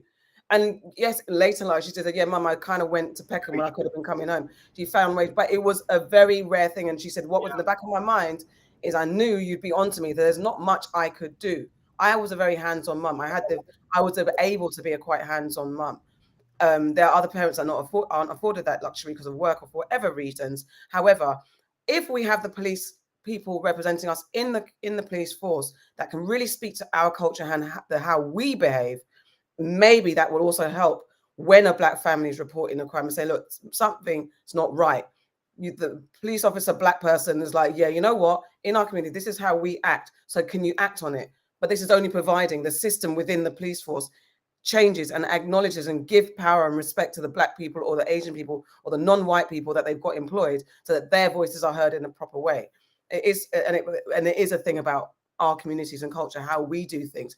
We can't just adopt Western ways just for the sake of not offending our kids. I understand that as we evolve through time, you have to take into account how the world works. And so your children aren't also isolated from how society is moving forward. But we still need to find some way to keep our cultures and traditions, because there are things that Black people do, African or Caribbean, that just doesn't work for what goes on in Western society. There were things we all say, can't speak at the table, you can't do this, you can't do that. And then your white friend is saying, I'm telling my mom to shut up and all that type of stuff. Things that we laugh at, but there's rules and traditions that we had that kept us in good stead. So we need to maybe find a way to readdress those things and implement them as society turns, how we raise our kids, so that we don't feel no way to be intrusive into their lives and stuff like that. And we don't feel like, oh gosh, we're violating their civil liberties by asking them too many questions. Oh my God, she can't go. And you know, all those type of things. I can't be specific, but I know someone who works in with children in the mental health space, saying, you know, there was a child that came into their space saying that they wanted to kill themselves because their mum took their phone away. That's what we're dealing with in society today. That's the levels. Children trying to commit suicide because their phone's been taken away. So we have to find a balance, because parenting is hard.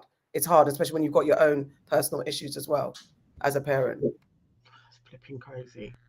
I'm not adverse to a tracker on a phone. I think if I've purchased the mobile phone, I should be able to put a tracker on it and see where you're going. I would probably do that. From everything that we went through with Seren, I would probably do that with the boys, definitely. If we're still in London, I would do that, just because you just don't know where the predator is, how they're going to get your child. Yeah, I would put a tracker on their phone, and I'm going to check it weekly. What's going on? What they're talking about? Like, you know, who's around? I don't have to say anything about it, but I just want to know what their friendship group is, what they're up to, and all of that jazz. Right. Should we get the comments? Okay. All right. So Al Kabalan says, for example, so he's started with, what the community can do about grooming is parents going back to guiding their children from early. For example, teaching them on how to manage their emotions and problems effectively instead of reacting based off of That is how to change the narrative in society. Societal issues versus Western society. This is why we need to go back to our true societies. Interesting. Yeah. Okay, Auntie Sade, what have you heard? Okay, so my story is, how do I describe this? Basically, I'm thinking, I'll start with my question is, who the hell is running our country? Brilliant question. Brilliant. Because a report came out, was it last week? Last week, that basically said that more than 50 MPs have been reported for sexual misconduct, with things like, things like harassment and, do you know what I mean? Like, what was it? Like being pests, that sort of thing. It's not even funny. I'm not laughing at that. And I'm so shocked. So at least like 56 MPs are facing these allegations, and this is from like a Parliament independent complaints body. And yeah, that's my question. Like, who's running the country? What can we do? What can we do about this? Because this seems to be, is it epidemic? I don't know. I can't remember. Like, that's like, if we look at how many MPs there are, a couple hundred, do you know what I mean? And 56 of them have been reported for sexual misconduct. That is actually insane. Do we have, like in the UK, do we have a sexual misconduct issue? Is it part of our culture? Ours? As in being British. I get it. What I find frustrating is the fact that the people who are making the laws and dishing out sentences and all of that shit are the people who are the most guilty of committing these types of crimes. It's frustrating. You know, it was Imran, what's his name? Imran Ahmed Khan, the MP who was found guilty of sexually assaulting a 15-year-old boy. I think he's been sentenced now. I can't remember what he got. I think, no, has he not been sentenced yet? No. But yeah, a 15-year-old boy. And it said 56 MPs are currently up facing sexual misconduct charges. How are you still an MP? How are you allowed to still be an MP and take my money? How is that even allowed? Like, surely, like, you can't even sign on and have a side job and not get done. How are you a fucking MP? How is that happening? Claiming expenses and all the way, getting pay rises and chatting shit and saying ho ho ho ho ho in Parliament. Like, how are you an MP? What are you doing?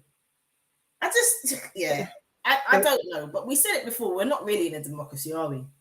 The reason why it takes so long is because if someone goes down, you got to put the right person behind bars that doesn't have all the tea on everybody else. That's why they make it so hard. Because it's like, why is he still an MP? Why hasn't he? Because I'm just reading an article. He hasn't stood down yet. How you still the audacity? You've been accused of sexual misconduct. You've been accused. That's enough. Get gone. If it's not true, then go find due process, as they call it, and get exonerated, and then go back to work. Fine. Claim your compensation if that be the case. If it's defamation and libel, it will come out in the wash. At this very moment, resign. Anyone in a position of power, especially when you're so close to the law, religion, anything authoritative, you do not have the right. Unfortunately, you chose to be in a profession where you tell us what to do. From the minute you tell me what to do, you cannot break the law in willy-nilly and just go up and down and expect me to respect you. And the fact that you lot don't go, Boris Johnson being the head, I was going to say N in charge, head W in charge, white man in charge or whatever, you are the leader of this nonsense and debauchery and depravity. And it's not even allegedly, because these people have been, that I can confidently say, you are the leader of nonsense. Whatever's going on, what type of honorable leader has such disarray in their team? It starts from the head, as they say. When you watch The Apprentice, usually it's the team leader that goes because you didn't manage your team. Your team is shit and a reflection of you. So everybody needs to go. Everybody. I didn't even realize that he hadn't stepped down. And why is it even that you have the right to be able to say, I'm going to resign? Why haven't you just been because our prime minister won't go. Literally, like, nobody is leaving their jobs. If I was him and I think I'm innocent, and literally the leader of my party has been found guilty of lying to us repeatedly, and he ain't going, why am I gonna go? It's like every man for themselves at this moment. It's top down, isn't it? It's like literally the PM ain't going. All right, so I've been convicted. So is he. He's paid a fine.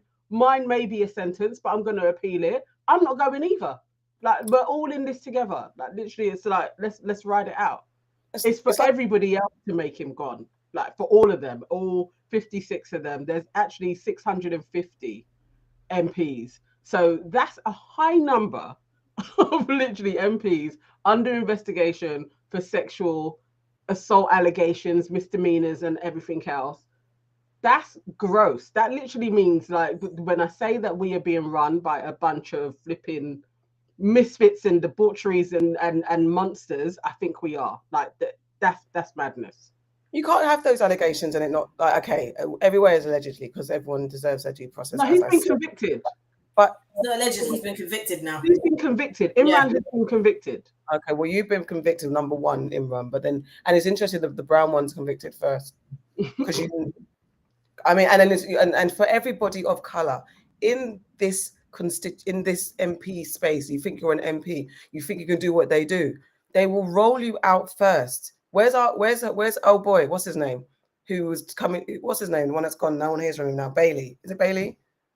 What's his name? Can't even remember his name. Is that Sean? Where's Sean? Where's Sean the sheep? Where is Sean the sheep? Sean the sheep. That's what I'm saying. You see, you brown and black people that come and want to put yourself at the forefront and defend. Look at where are you? So you look, all of you. This is like, when you're somewhere and you get caught. Well, maybe when your friend does something like, and you want to get kicked, you're supposed to get kicked out, and security comes, like, you'll get, I was like, I'm not going. This is what they're doing. I'm not going. Wolf of Wall Street. I'm not fucking leaving. I'm not leaving. I'm not going. You going? I'm not going. But this is not fun and games in the cinema when you're throwing popcorn at people and no one wants to admit that it's them, so they leave. This is life, real talk life. It's long, and everything we are told in arts. The arts that we work in, the media that we're shown in every, like you said, Wolf of Wall Street, we're shown every which way, every stereotypical thing when you have the nonsense parties after dark in Parliament. The lights are flashing. You're wondering why the lights are still on. This is what's going on. Nonsense. And nonsense. I'll lean on certain syllables. Allegedly. Nonsense. It's actually wild. I just think it's just so wild. I can't believe that this is. It just doesn't seem real to me. Like, I mean, I believe it is, but it's just such a bizarre state of affairs, really, that this is the state of the people that run our country, that they're literally, allegedly, sexual deviants, like from the top down, basically, and they want to be telling us about our lives. It's just actually insane. So yeah, I don't know. It's what does that say for our country? I really don't know.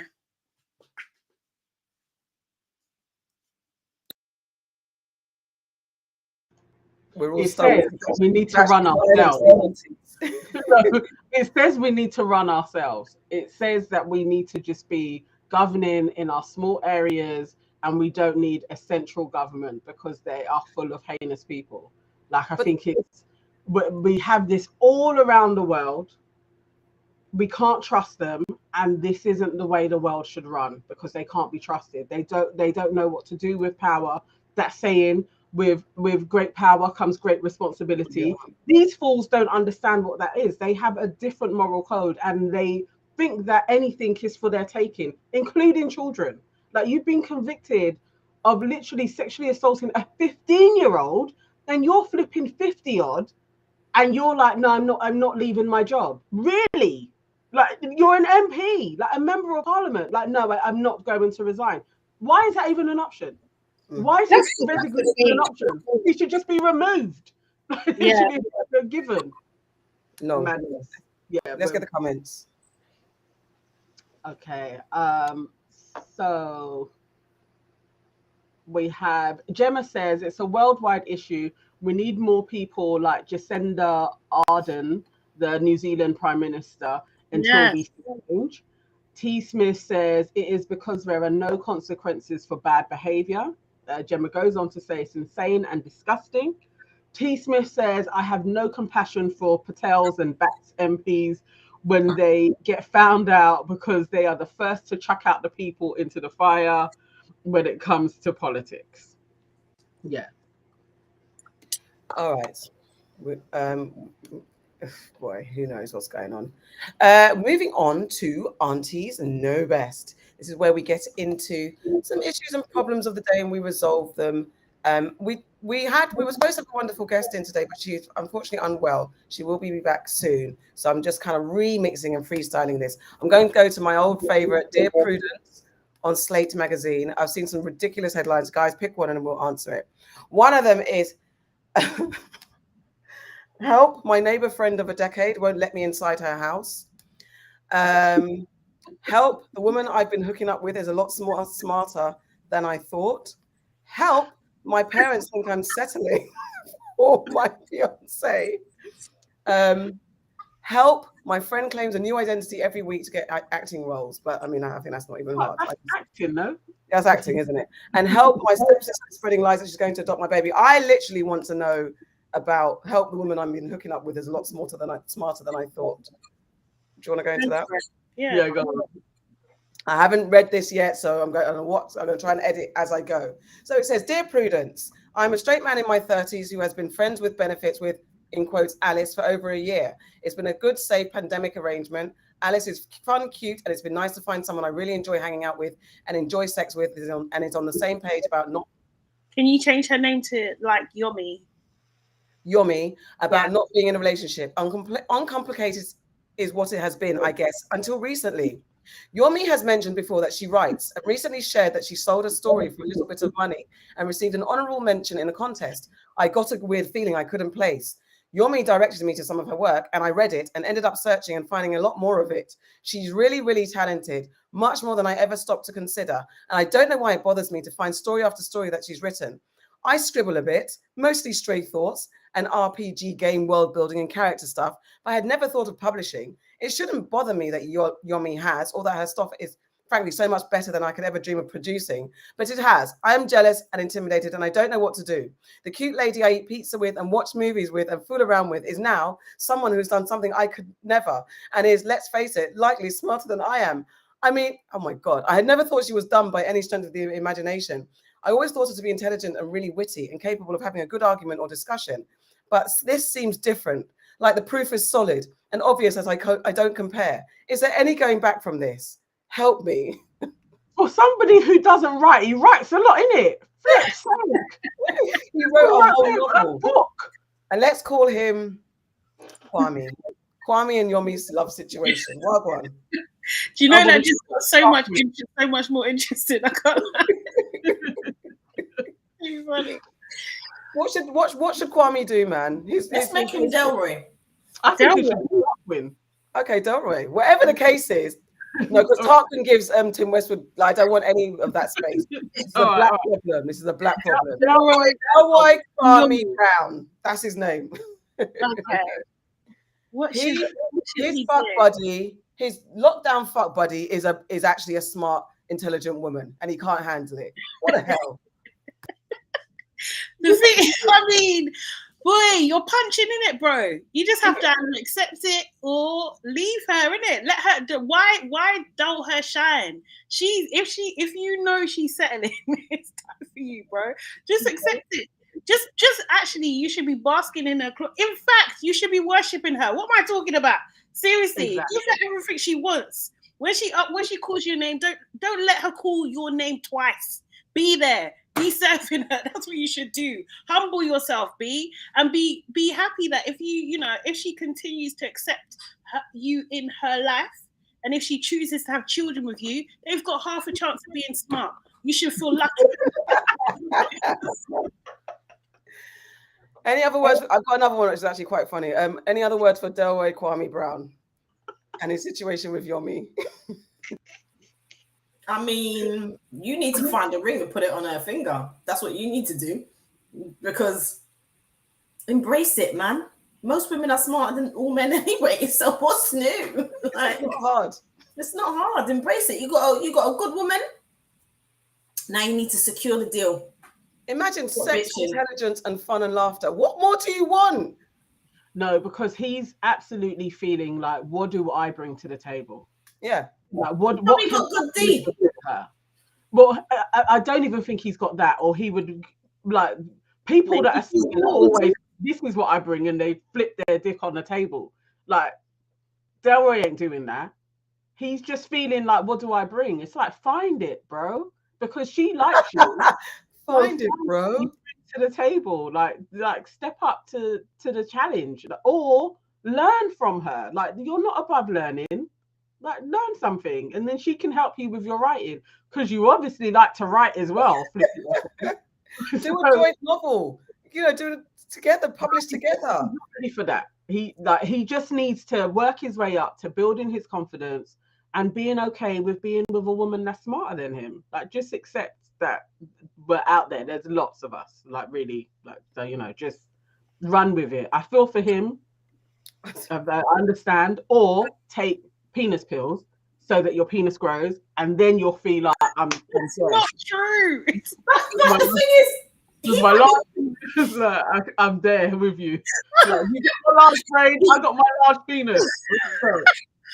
You know what? In all seriousness, I think that this is going to be a more like, you're going to hear more of this from men. I think it is, because like we are in the truth-telling season. Do you know what I mean? And like, I think more and more men are going to feel like, oh, they're inadequate, or they don't match up to their women, and then there's actually nowhere for them to hide, kind of thing. They actually have to deal with themselves and actually face that, and make some real serious life changes. Do you know what I mean? And work on themselves. I actually do think that this is the evolution of man. This is an issue that's going to happen more and more, for sure. We've talked about it. As they say, they're not getting allowed to talk, but yet they're talking to Kevin Samuels. This is part of it. Kevin Samuels like trying to belittle us and say that we're not VIP viable products, or whatever the hell he calls it. Actually, we are. He's just trying to brainwash and placate the silly men out there. This one quickly. I think this definitely might be from Auntie Nana. Help! My husband found the online group where I complain about him.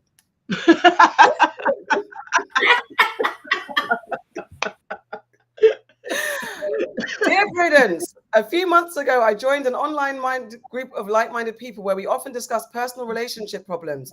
I have found that griping about my husband to anonymous people online is a lot better than venting my frustrations at him. Lately, my husband has also been really good at changing some of the behaviors that have always driven me up the wall, and now I know why. While using his laptop, I happened to notice him logged in as one of the members of my group. He created a fake persona and has seen every gripe I ever typed about him. I haven't confronted him on this, and to be honest, it has been a very convenient way to indirectly communicate my frustrations to him. Should I tell him I know who he is, quit the group, or just let this be?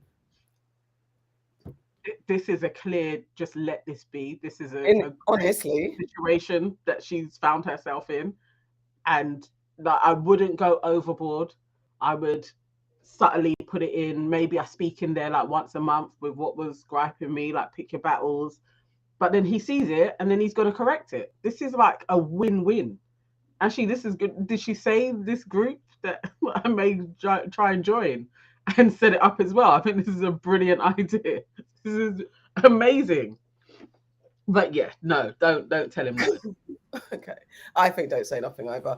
But at the same time, is that healthy when you guys can't communicate and then you can depend on what happens when the internet gets taken over and we can't use it and the internet's down and all that stuff? You can't use it online. Elon Musk. What? Listen. Sorry, when is the internet getting taken over? Please don't act like we're not in a dictatorship where we could, our online interaction could be regulated. Whatever happens, I was being dramatic, but something could happen where they don't have easy access to the internet and their tool that saves their relationship is taken away from them. Let's say that. I think this is a beautiful thing, right? Because she's saying it's a very natural thing to want to vent to people. Like, do you know what I mean? She's not taking it on him. She's venting in a safe space. He's come across it. Now, should he have read it? Probably not really, but he's changing his behavior. Do you know what I mean? Sometimes people, who've been together for a long time, even not been together for a long time, like sometimes people just generally in relationships find it difficult because they don't want to hurt the other person's feelings. Do you know what I mean? They probably love their partner and just, think, I'll just suffer it really and truly while they're just bottling it up inside. So I think that this is one of the beauties of the internet. In fact, like this is a win story. I agree. I'm just saying, what happens if it's gone? You depend on a tool. No, but she's not depending on it like that. It's not. I don't think it's that. But he's changing his behavior, so it's showing that he's open to listening to what she's saying and he's adapting to it. That's a fantastic sign, and it shows that he really wants to, keep the relationship and work on it. But also, she could also pretend if he's actually adapting, then communication is always key. Human. Yeah, but that might be the kickstart for that because that's what I'm saying. Conversation. Yeah. Remember, she's not saying she has problems. She's just saying like every now and again she goes in there and she vents normal. And he just happened to pick up on it and adapted his behavior.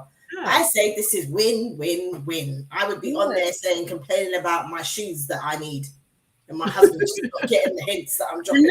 Unless he's a demon and he's using it, and he's using this to fool her. So he's doing the thing that she likes, so he could do something even worse. Yeah. Because I know how they stay.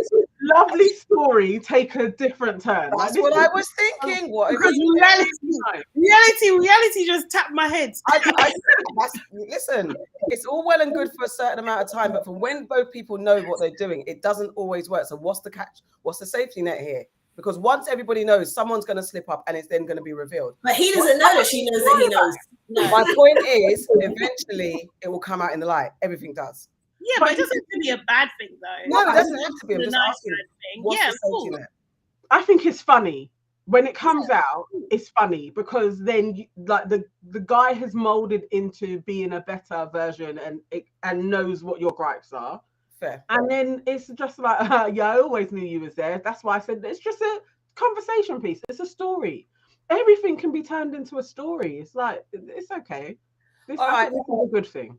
Final one. Help, my husband wants me to pretend to be someone else we know during sex. And I definitely think this is Kate and Will. Kate wrote this in. Dear Prudence, my husband and I have resolved to be more open about our sexual desires after a long dry spell. We often dress up during sex, which is really fun, but recently he confessed a desire that gave me pause. He wants me to dress up as a casual acquaintance of ours. He wants to call me by her name and for me to wear a very particular kind of clothing that she wears. I'm not sure what to think. It's kind of gross, and also suggests he'd rather be sleeping with her than me. Then again, maybe I should be glad he's not, and he's making do with what he's got. Me, what should I do? No, you're not looking get out. No.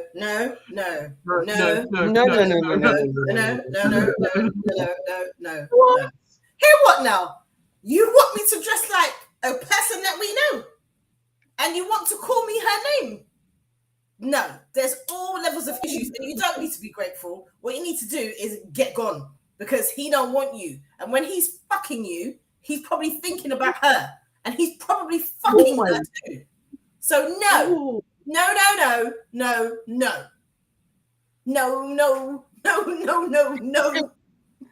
know what? I just wonder, like, where does it end, right? Like, you're fantasizing about this, but then I just think, like, not to say I don't know if he's a sexual deviant, but it could lead to deviant behavior. Do you know what I mean? I think, like, sometimes, like, some men live out these fantasies because they want to do the real thing, and they kind of connect it in the fantasy world, and then they go and do the real thing. So I just think, no, you should probably warn her and tell her, like my husband's got. Let's sing as well. Maybe but no, I just think I personally couldn't be with a guy like that. Do you know what I mean? Like, I would just feed into every single insecurity. I just don't, like, do you know what I mean? Like, you're thinking of someone else. That is, like, in our most intimate, like, kind of heart. Just no. Your focus should be on me. Like, I should be the one that, you know, do you know what I mean? Like, turns you on. And if you really want me to be someone else, I think that, like, it's not like a superhero or fictional character or anything like that. This is a real living person that is known to us. It's a bit much, bro. So maybe you need to be on your own for a bit. Bye. All right. Have you guys seen that Channel 4 program where they go into, like, the sex house, and it's like couples get to explore with a sexual counselor their desires? I'm thinking that maybe because the husband has expressed this sexual desire, like, he's not saying I want a relationship with this gal that we mutually know, it's just a sexual desire to be with her.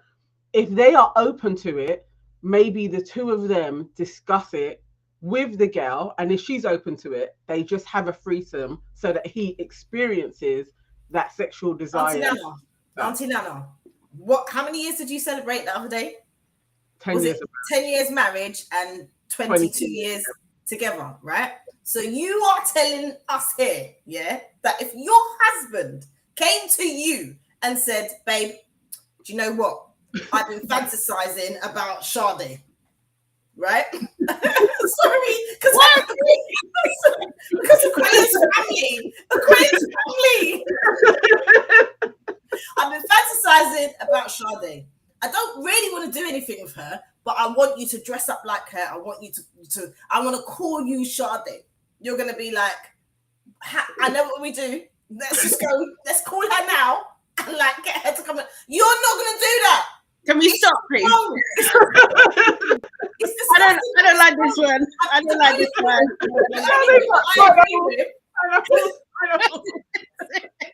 The only thing I agree with is that my head went to the next thing he's going to be asking the other chick to join in to his sexual fantasy. That's the next thing. But no, I refuse. No.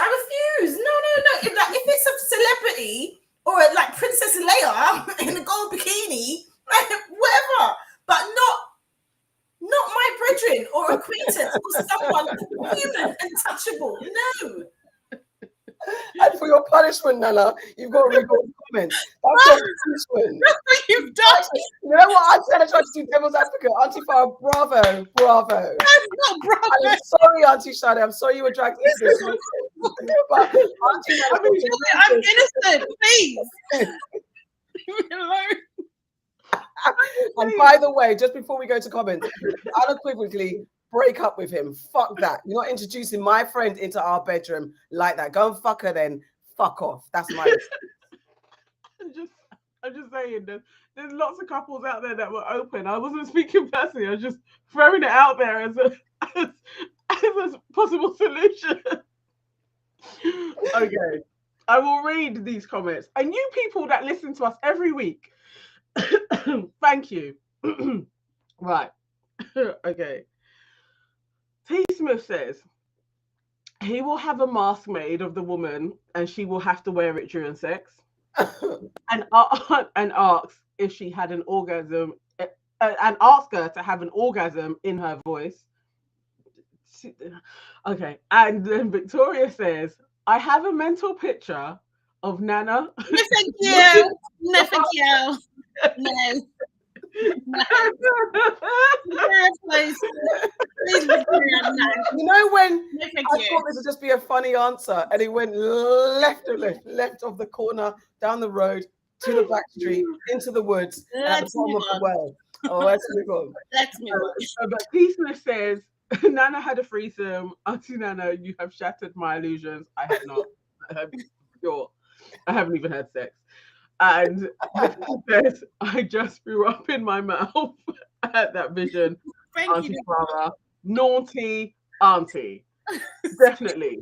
Auntie It? Farah needs to be punished for what she did. Yes. What she did there needs a punishment. Me? You're the one that made the suggestion, you know. I just put it into. What did I do, Auntie Farah? What did I do, please? What did I do? I want dinner and a bottle of champagne, please. Yeah, me too. I want food. I want home cooked foods, please. No. All right, moving swiftly on to For the Culture. I hope swiftly on. Thank you, dear Prudence. You can go to Slate Magazine. It's funny. We will go revisit these sometimes every so often because they are freaking hilarious. All those problems were ridiculous. Anyway, For the Culture is where we get into the news and culture of the day. What's been going on in the social media streets and in the culture. I'm going to go up and run down a bunch because we've been here for ages. We have Elon Musk has bought Twitter. We have the platform called No White Saviours, which unfortunately the white woman seems to be white womaning. We have Megan Thee Stallion in an interview with Gayle King. She talked about the alleged shooting from Tory Lanez and finally spoken about it in a more in-depth way. Colorist Rite of Passage. There was a hashtag Colorist Rite of Passage. There was a Twitter space where a group chat that went wrong, talking about black men and toxicity, hosted by Kelechi and I think Oloni, social media influencers and public figures in the UK. And a more was it hosted by them? I don't think it was hosted by them. It was around them. Sorry. Them. Yeah. We've got Blak Chyna versus the Kardashians. That's an ongoing issue out here. And I think, Future, our wonderful Future, says he wants 3 more kids once he gets married. Guys, what do you want to talk about first? Let's get through them. Megan. Yeah. Okay, go on then. Megan Thee Stallion. So whose story was that? Sorry, I've not even seen. Was that mine? Okay. Yeah. So Megan Thee Stallion interview with Gayle King, which is out on the CBS morning show's IG page. You can see it. It's like 10 minutes long. And she literally just goes into I do remember her live, but this seems to have more detail as to what took place on the day that she got shot. And she gives a few more details in terms of Tory Lanez saying sorry to her and offering them $1 million each if they don't say anything. She also disclosed that her friend Kelsey that was there actually then texted the security guard and was like, help, Tory Lanez has shot Megan. So there's that evidence that we didn't know. But also what I was seeing was way more people coming for her in the comments than I've not seen this change. Like people were like, she's lying. I don't believe her. And it was just like, no, yeah, the support had shifted. So I just wanted to get you guys' thoughts on that. And also, like, should we blindly support women when they say that something has happened to them? Should we have this rhetoric of we support them because a woman has said it? I suppose we could throw into the mix the Amber Heard Johnny Depp case that's going on as well on the back of that. I don't know. I don't think we should blindly support, but I think you kind of have to weigh. Everyone has to weigh it up. Do you know what I mean? Like, but I do think you should, if you take a position, then you should kind of stand by it. You know what I mean? And also check why you've come to that position as well. Do you know what I mean? Like, I think like a lot of the anti-Meghan comments, that's what I'm going to call them. I think people just hate Meghan's personally, but I think it's interesting because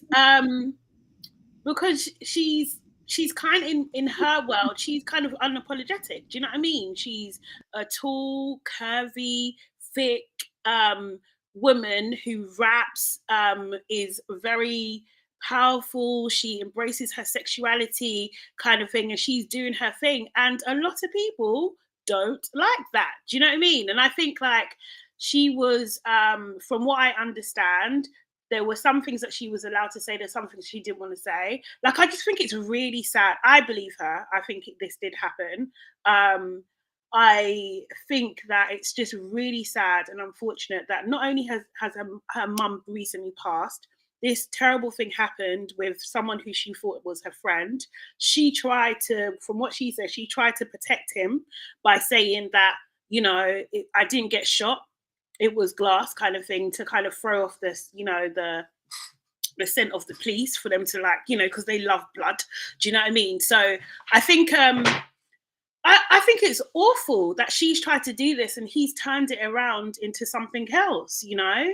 And this is honestly what happens so much. And it's just like, again, like just like a bit of a theme of a show about Black women just not being protected, not being believed, you know, being attacked on social media and everything like that. And it's just really, really sad, actually. Do you know what I mean? I hope she gets her day in court. I hope she is going to get a day in court. I hope, you know, the judgment goes in her favor.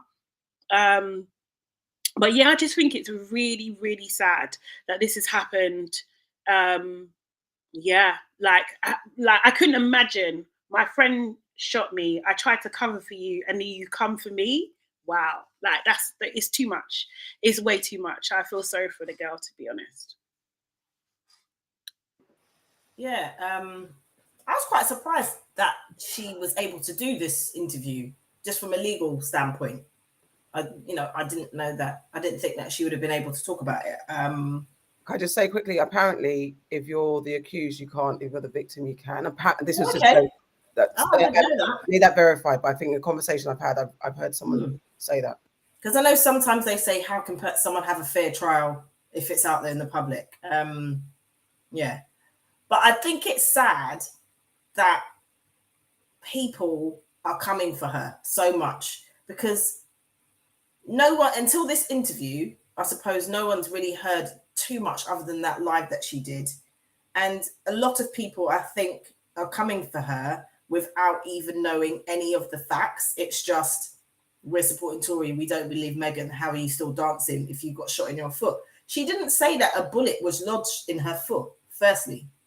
She didn't, say that that's what happened. He shot at her, and I think particles or something went in her foot, and she was injured. That's, from the result of him firing shots. I don't know. It's so difficult, isn't it? It's the fact as well.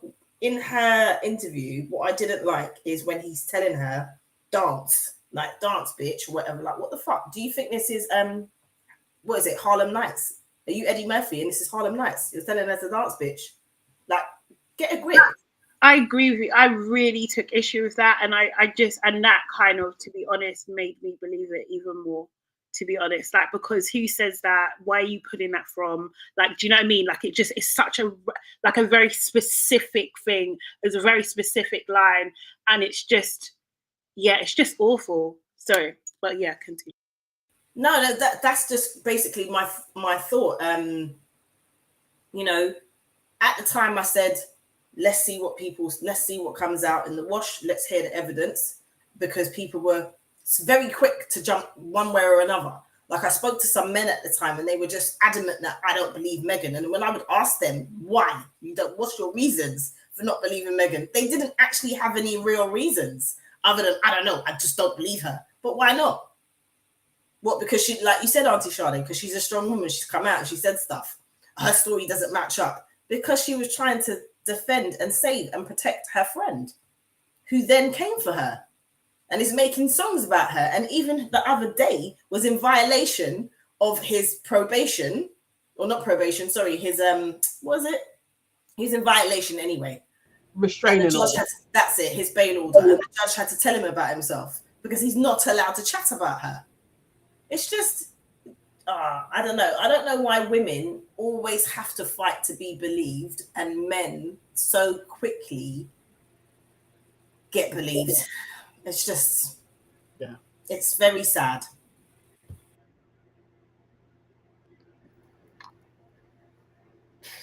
I watched it. I believe her. I you know what it is, and I know that it's not enough to say why would she lie, but why would she lie? And this is my question. And for her, why would she lie? I know people lie. I know people go to extreme lengths, and I know people can tell lies to the point they believe the lies and know they're lying, but they're still acting on it and act all types of way knowing they're lying.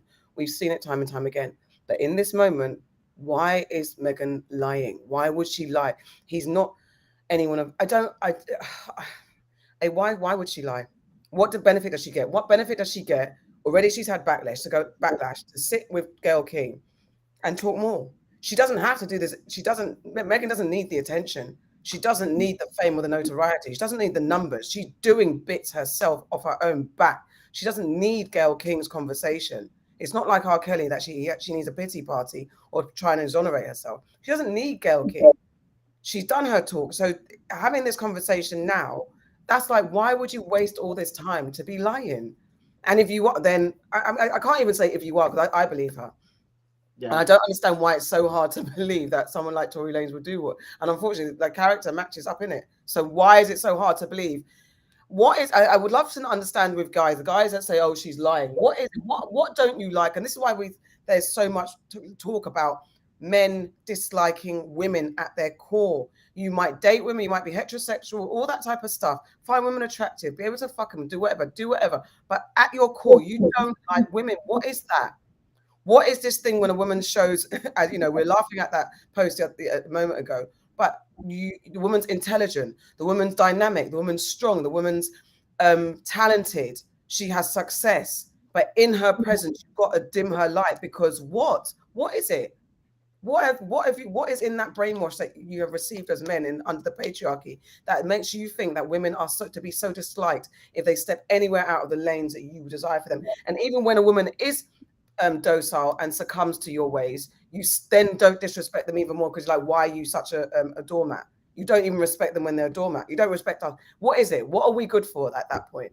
That's a conversation men need to have with themselves. So listen to Kevin Samuels talk about what is it that you need to hold on to. Why is your manhood so fragile that a successful, talented woman, you have to dim her light to the point where she doesn't do what you want. You want to shoot her. You want to beat her. You want to kill her. You want to rape her. Or you just want to just treat her like shit so she feels so insecure, she doesn't want to leave the house. I don't get it. So anyway, I don't know, tangent. On the flip side, in answer to your question, we can't blindly believe women because, as in contrast, the Amber Heard situation, similarly, I had literally written Johnny Depp off because I did automatically believe that it's a no-brainer that a man would be abusive. And I didn't even pay much attention, yes, because white culture is not in my space all the time, so I'm not really paying enough attention to it. I used to be a fan of Johnny Depp, then I saw the headlines, okay, he's a funny guy, so as in funny as in a not a right guy. And Amber Heard said he's done this. I believed it. And now it's come out that it seems like she's actually lying. That is proof to the conversation about you can't just blindly believe women. But police and people in these things, we have to find a way to investigate these things properly because women's voices are never heard. So then there is an initial reaction to just default belief because we don't get believed. That's the problem. That's why black people rally around black people in a wider scheme because we never believed. That's why women rally around women because we never believed. So then people slip through the cracks, and that's what happens. Society needs to change, and maybe we'll be more fair with the stories that we hear and apply more reasonable thought.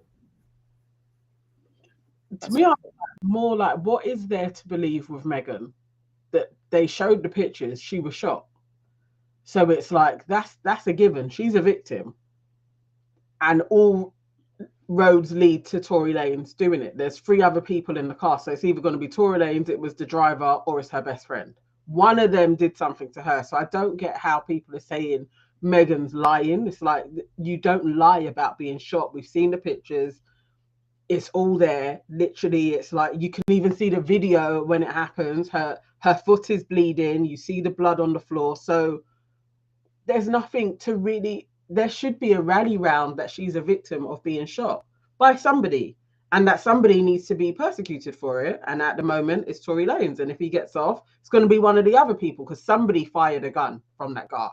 So yeah, I was just really disappointed in the amount of people that were coming for her. But it's everything that you said, and further on to what we'll discuss later on as well. It's like, there is just that real visceral hate that seems to be in a lot of men for Black women, and it bothers me so much with 2 boys.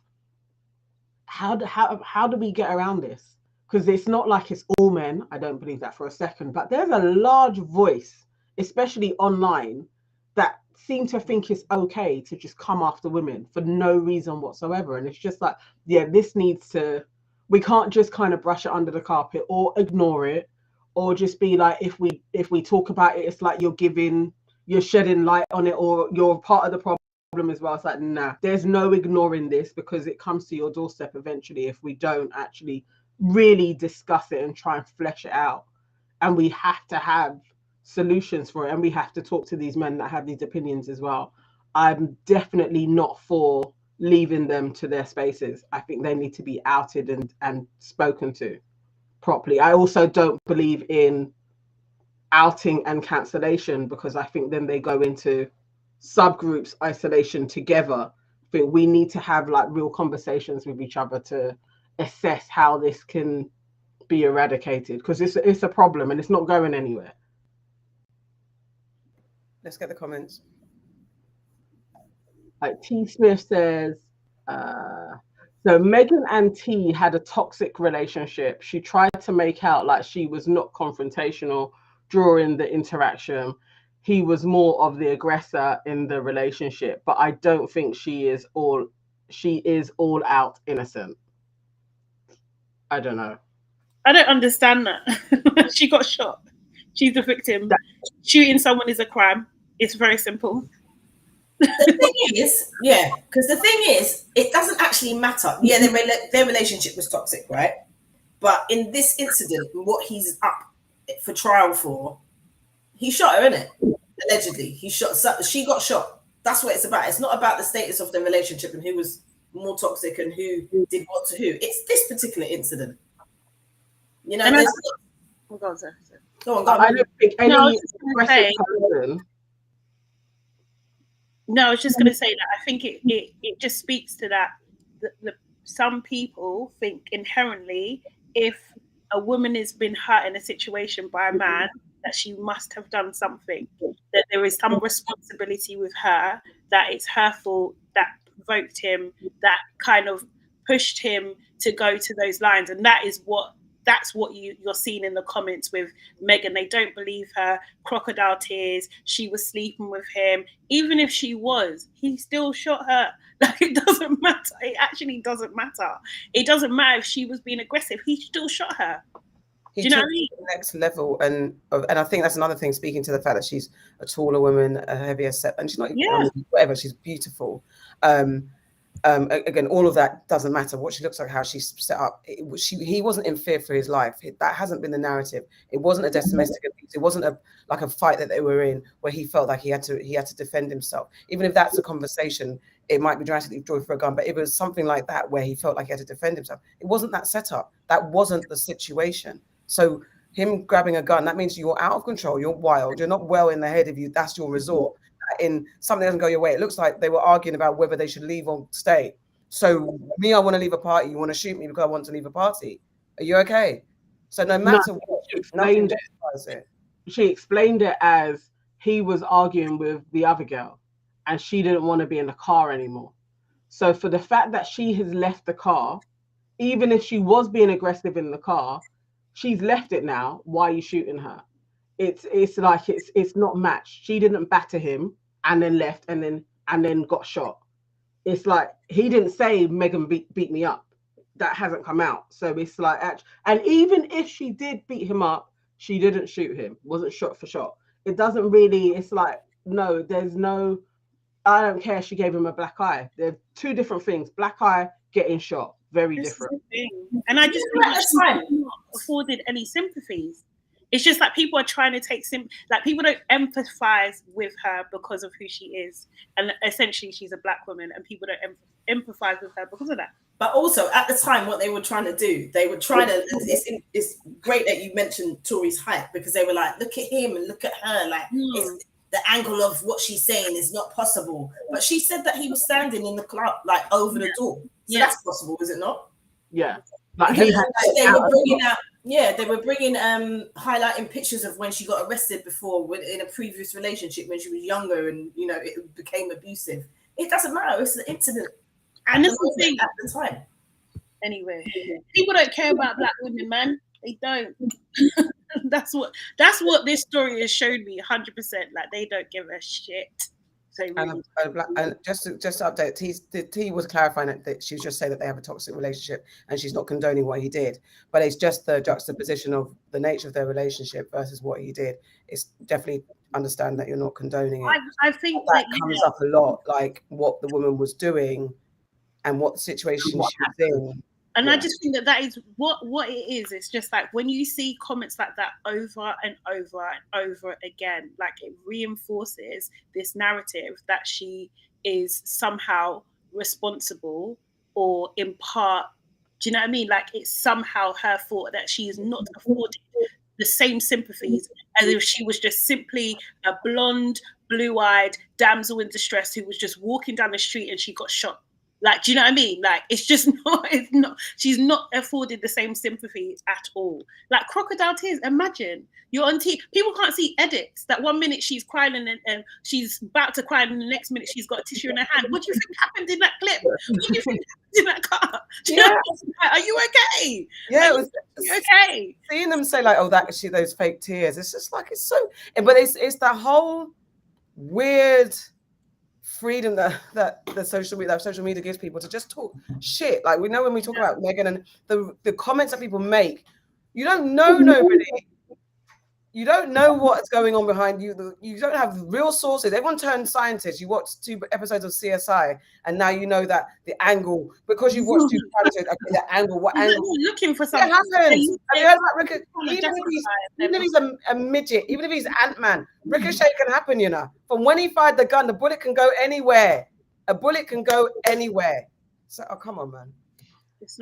I guess we can talk about what happened with Kelechi and Oloni, which is kind of the same space. No? It is. Let me just do Nicholas one quickly. Nicholas says, have you considered the lies that are being peddled as acceptable? Ruling society is trying to normalize this, but in society's heart and soul, people know it is wrong. And what we are seeing are people taking that frustration out on specific individuals. They cannot get rid of the ruling society, but social media means that we can take that frustration out on lesser individuals. It's a massive, bigger psychological problem. Yeah, there's that low-hanging fruit, easy targets, and you can just chat shit because you have the freedom to do so. But do explain about Kelechi and Oloni, that situation. So this was so just so happens up late last week and seeing a Twitter space that was talking about another Twitter space that had literally what thought it was private that wasn't private. So Twitter spaces are new, so people that don't know, they're new, and it's basically like having a WhatsApp group chat kind of thing on Twitter. And I think you can do audio as well, kind of thing. So this space in particular was full of black men, and they were just venting. Little did they know that it wasn't private; it was public, so everyone could see their posts. And one that, I mean, there was so many different, like, very like off-key things. It was very toxic, really like anti-Black female, so homophobic, transphobic, all of the phobics. Do you know what I mean? It was all of that. And there was one particular post that said, referring to Oloni and Kelechi, saying that they needed to be exterminated. Now, this is a group of all Black men, and it really wasn't challenged or anything like this. And so there was a colorist rite of passage Twitter space created with Black women, and some men joined as well, kind of thing, where they were talking about it. And I guess my question about this was, why is it that some safe spaces, these safe spaces that these Black men say that they so desperately need because they're not allowed to speak anywhere, kind of thing, why is it that they breed so much toxicity? Because I think, as you said, it's the evolution of man. That's it's the falsity that man, alpha, being a free man means it's aggression, it's telling women what to do, it's having a woman shut up and not express her intelligence and just abide by the rules of that men have set down from the days when they were beating us over the heads to say they liked us. This is literally the fake remix, or not even remix, the fake news. I'm just trying to avoid saying fake news, I really was, but the fake news of it all, that's what defines a man. So they're using these spaces to pretend that they're venting when they're actually just being children in a playpen, throwing your toys out of your pram and out of your playpen. It's not real. What you're venting on is just stupid frustration. You're literally mad because a woman, you want to eliminate somebody because they have freedom to speak, because they challenge you. It's being challenged. They don't want to be challenged. They're too known, as my mum would say. Why don't you want to be challenged on things that you know is not right? I equate it to when Black people wanted to have their rights. When we're saying we need these freedoms, we need these rights, because we're not dumb. We do have souls. We don't need to be governed by you white folks. It's the same arguments that women have. And then when white people are pushing against what we were saying as Black people, you men are pushing against it, what we're saying as women, and in our space, Black women. I don't know why it has to be so toxic and so violent, but I just think that the brainwash is real, and they really believe that alpha male means dominance, aggression, power, and anything that challenges that means they're less of a man. And that's why they need to stop listening to the Kevin Samuels of the world and find men that actually are looking at exploring how men adapt and adjust to women who are now coming forth, not just now, but coming forth and being more free with the sensibilities and personalities and intelligence that they have that has been suppressed for so long. That's what men need to understand. And I get it. Same with white people.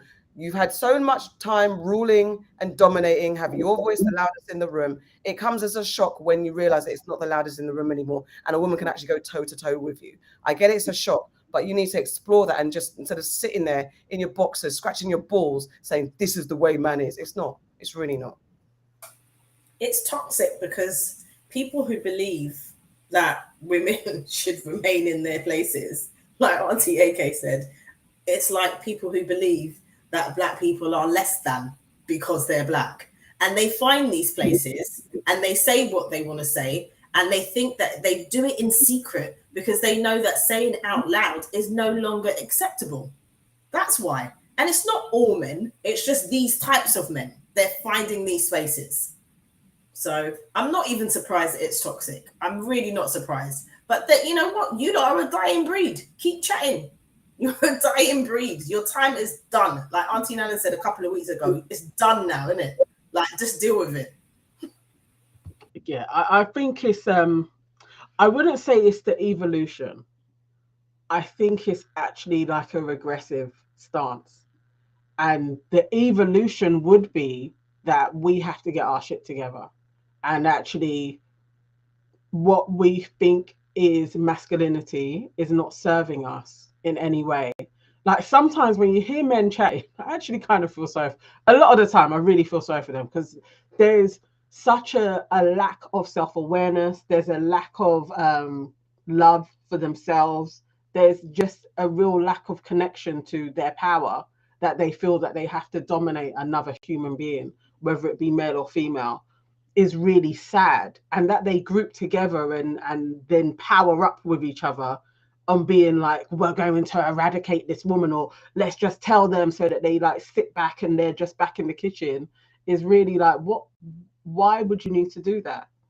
And especially when they hark back to how my grandmother was and how my grandmother was with my grandfather, and it literally, oh my gosh, can you guys hear yourselves? Like, you literally are describing abuse, and you want that to carry on, and it's like, you're so lost and sad. It's really just quite sad listening to them. A system has been created that isn't fit for purpose, and it's also not serving you guys. Like, watching that clip of Chris Rock talking about the only person that doesn't have unconditional love is men, and women, children, and dogs are loved unconditionally.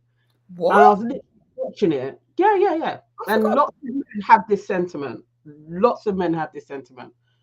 And it's, you've created a society where you guys go out to war, and you're the ones that are put in the space of protector. Like, you should give your life up for women and children. You created that part. So instead of actually being like, we need to change how society works, because as a man, I may not be the one that is going to defend like, there may be a woman that's stronger than me, and I should be able to still be a man, still have my masculine and femininity and energies running in me, and still be okay with it. But while you have other people being on this, an alpha and a beta shit, chatting nonsense, there's other people that are flipping wanting to kill themselves. So I feel sorry for their plight, but the woman is not the problem. It's like, you have to get in touch with yourself to be like, who am I? It's got nothing to do with this chick. It's who am I? Why can't I find a woman? Why do I keep on getting duped? Why is everybody taking advantage of me? Because you're just swimming in low vibrational pools. And so that's the woman that you're getting. You don't know who you are. She spotted you're a mark. And then that's the woman that you're attracting. Instead of looking at yourself, you want to go outwards. This is definitely what I wanted to have a conversation with Kojo about. But I understand it's very loaded to be self-reflective when you want to just chat about men just need to talk. Like, we're so repressed, we don't talk, so we have to spew this. Maybe you guys do, and hopefully there'll be an elevation in that. But I would really hope that you would like sit down and assess what Kevin Samuel was telling you, and be like, this guy is taking us for idiots, like properly taking the piss out of us, treating us like we're like lab rats or monkeys, like we don't have emotions, we don't know where our heads at, and all we are looking at is like what we can get from women. It's like they're much more than that, and it's very sad. Going through what I could find on that Twitter thread, I was just like, these men are super sad, they're super insecure, and when they see a strong Black woman, it's literally like our worlds are falling apart, like they're crumbling.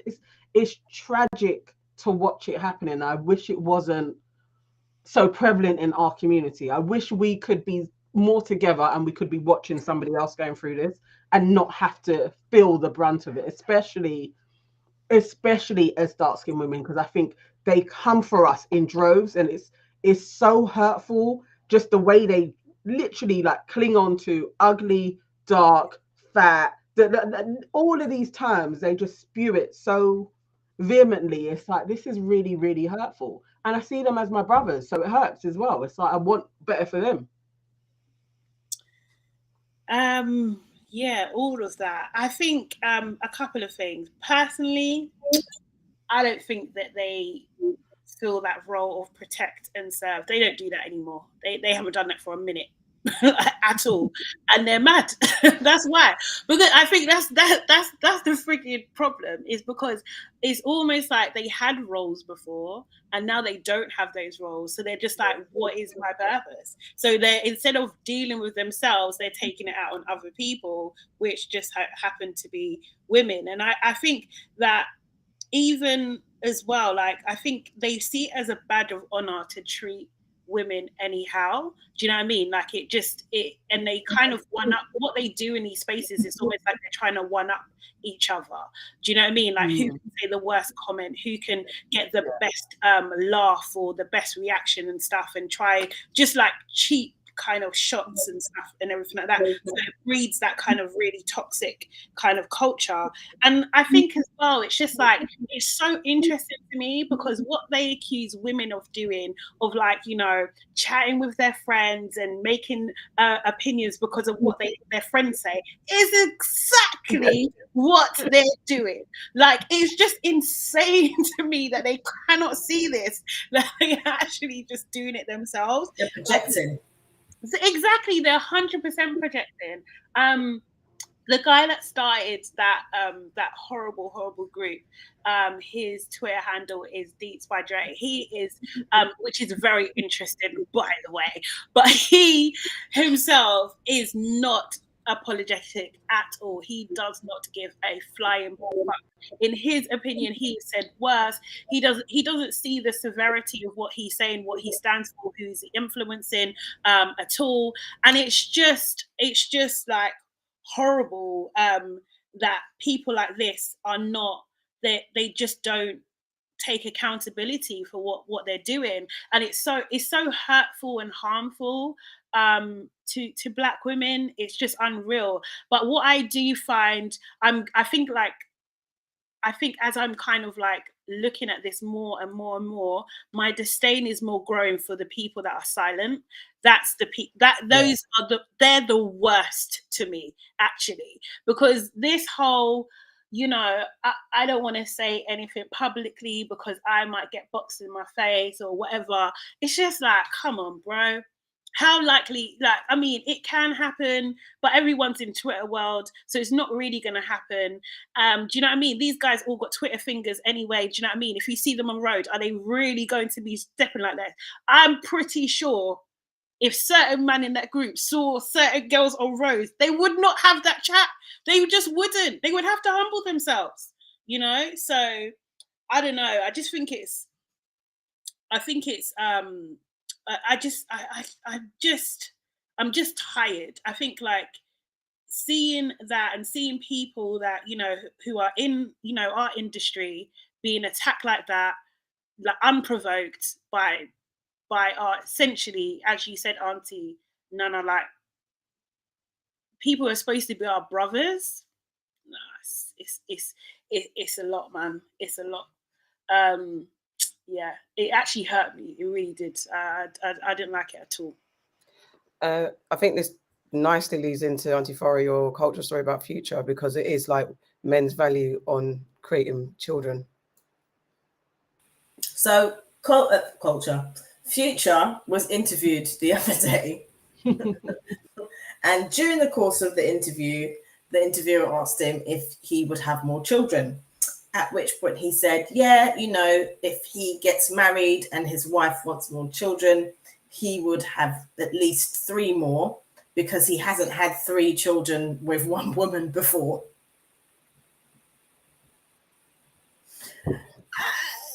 I don't even know what to say to that. Because and this is normally, like, he said it how I just said it. But this is why 3 children with one woman before. But this is why we need to talk about they need to really have a conversation. Like, why is your power in the amount of children that you can create? That's literally what it is. You're proud to say, you know what? And it's that whole, again, my wife placing value on the woman that I choose, that I marry, yeah, that's the one.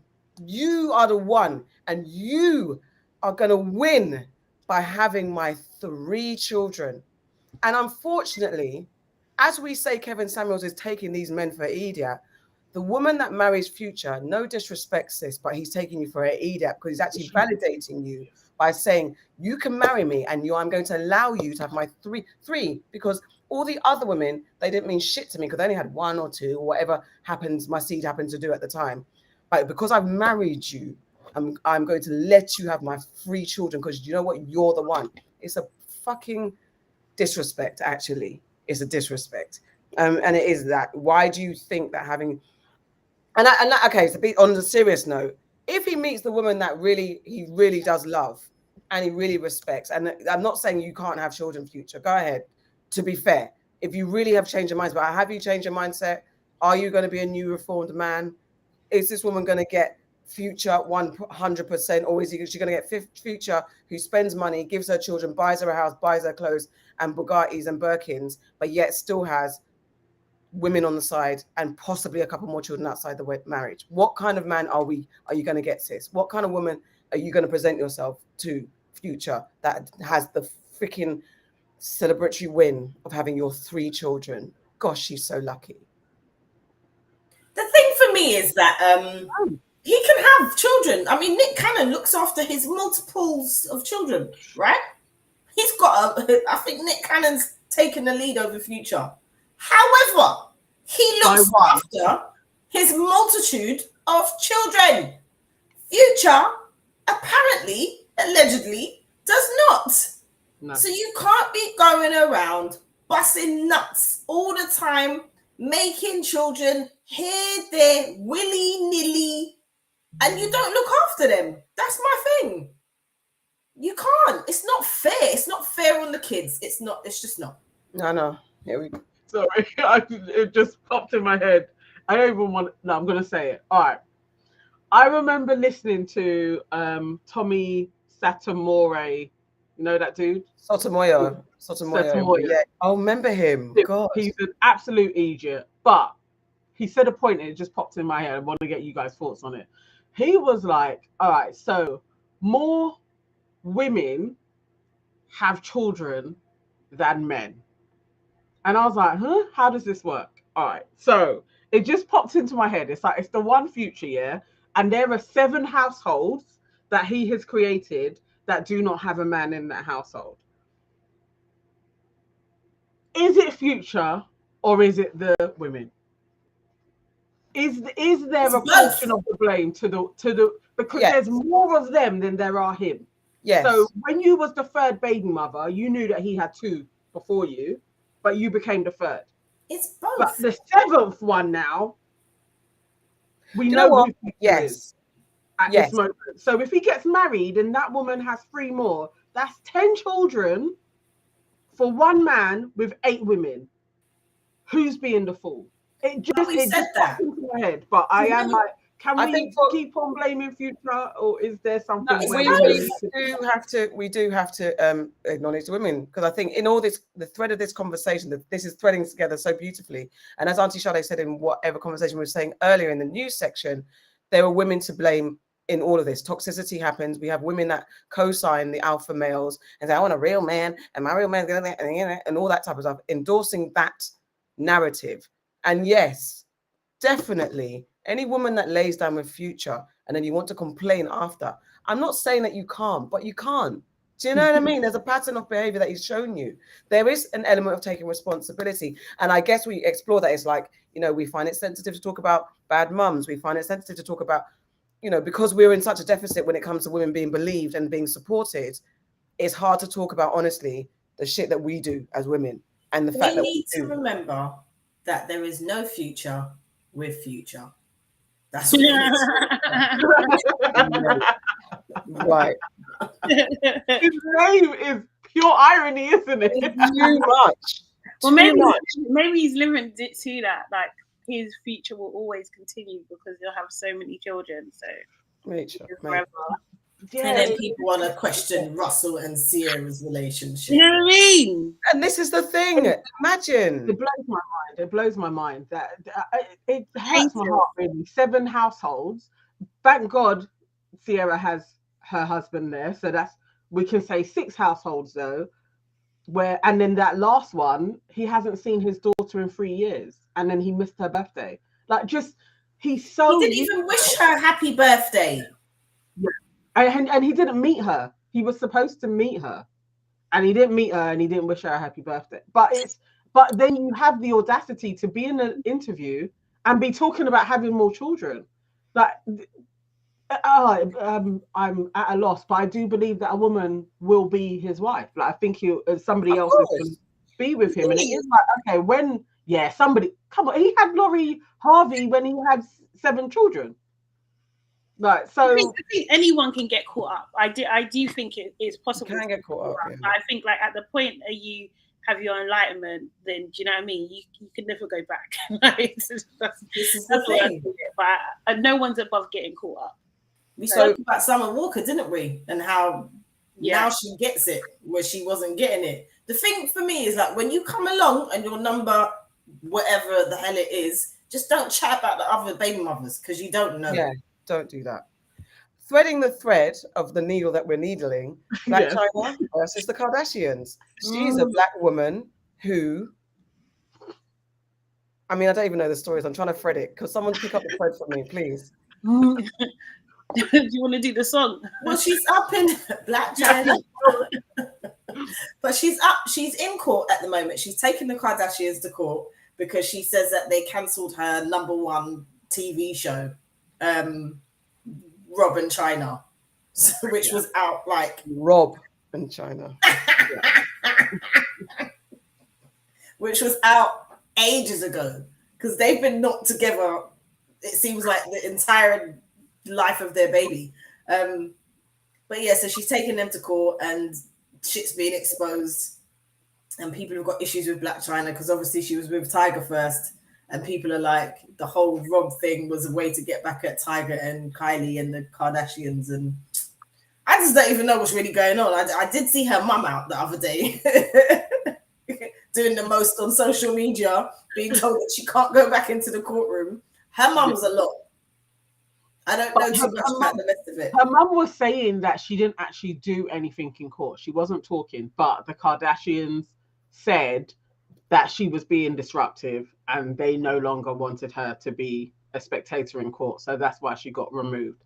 So far, to give you a gist on the latest that's happened in court in the last 2 days, Kylie is now on the stand, and Kylie has come forward and said that Chyna at one point sent her threatening messages that she didn't take too seriously, but she has threatened her. That Tiger showed her a 6-inch scar that was a knife wound by Chyna, and that she told Rob about all of this, and Rob said he didn't care, he loves this girl, and so she went ahead and let them live in one of her properties rent-free because it's her brother and she wouldn't charge her brother. They have been found to be lying so far. They're saying that they didn't get her show cancelled and they were backed by E, but once they went through all of the emails, it became very clear from the E executives that they said this show cannot continue because the family are not backing it. And they said it's untenable for us to keep on going because the family are now saying that they won't carry on doing Keeping Up with the Kardashians if we keep Rob and Chyna on. So that contradicts what the Kardashians are saying. They said that no, E were like, we're going to cancel them because your relationship is toxic. But it seems to be going in the direction of Chris and the sisters got together and cancelled the show. I want Chyna to win. I just want Chyna to get money. I want her to win, but I get it. Because like imagine that's your brother and your brother's with this woman, yeah, and the woman has like she honed in on him to get back. Like I feel like I would do everything in my power to help my brother. But it is a liberty what they did. And she, let her get a little change from it, innit? But I should pay her. 100%. She doesn't have her pitney most of the week, but actually that was clarified. I was saying the other day, it's a week on, week off. So imagine. Imagine.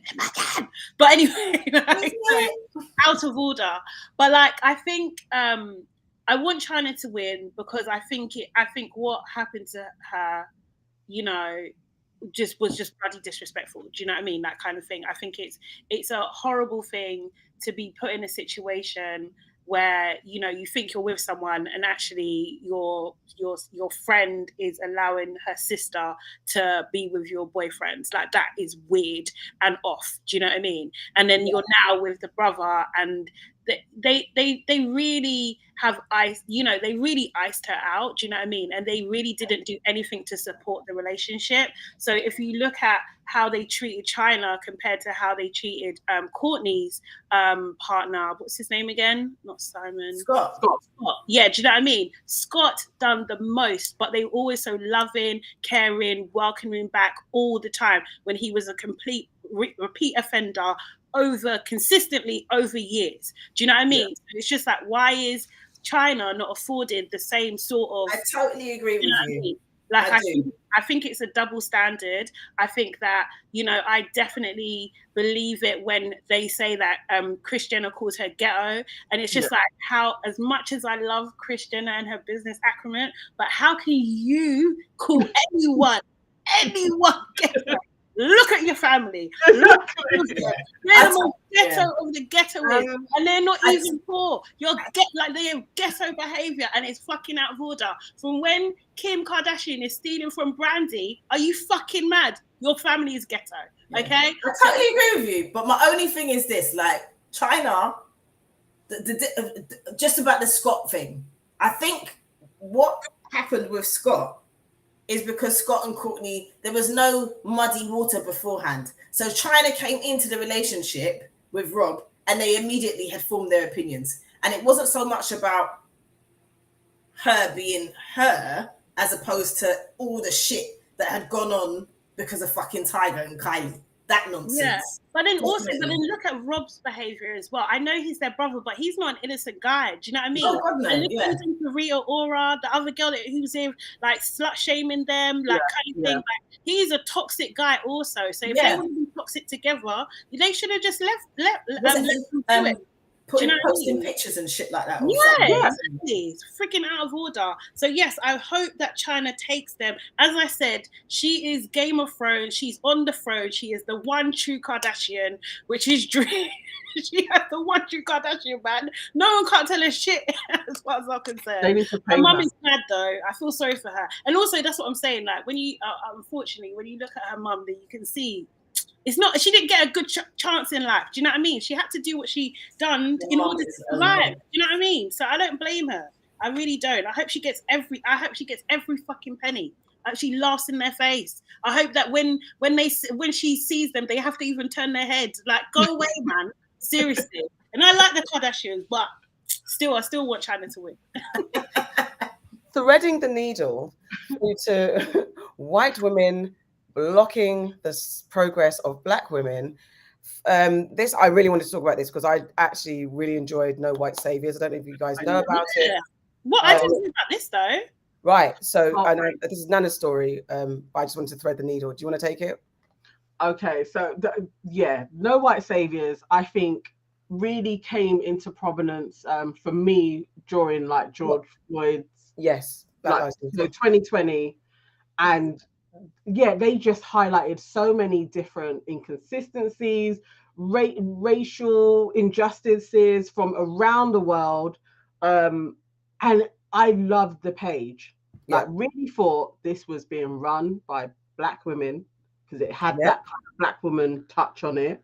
That the sarcasm, the spark, it was just Black. It was Black Twitter, but on Instagram, and it turns out that it was run by a Black woman and a white woman, and the white woman has now taken out the Black woman. The Black woman no longer has access to the IG account, no longer has access to the bank accounts, and it seems like the white woman was taking money from their PayPal account and funding an affair or her lifestyle in America. And literally hearing this story, you can go onto the Instagram page. You go and read it. You read the statement. All right, cool. So this is the woman who co-founded it is Olivia Alasso.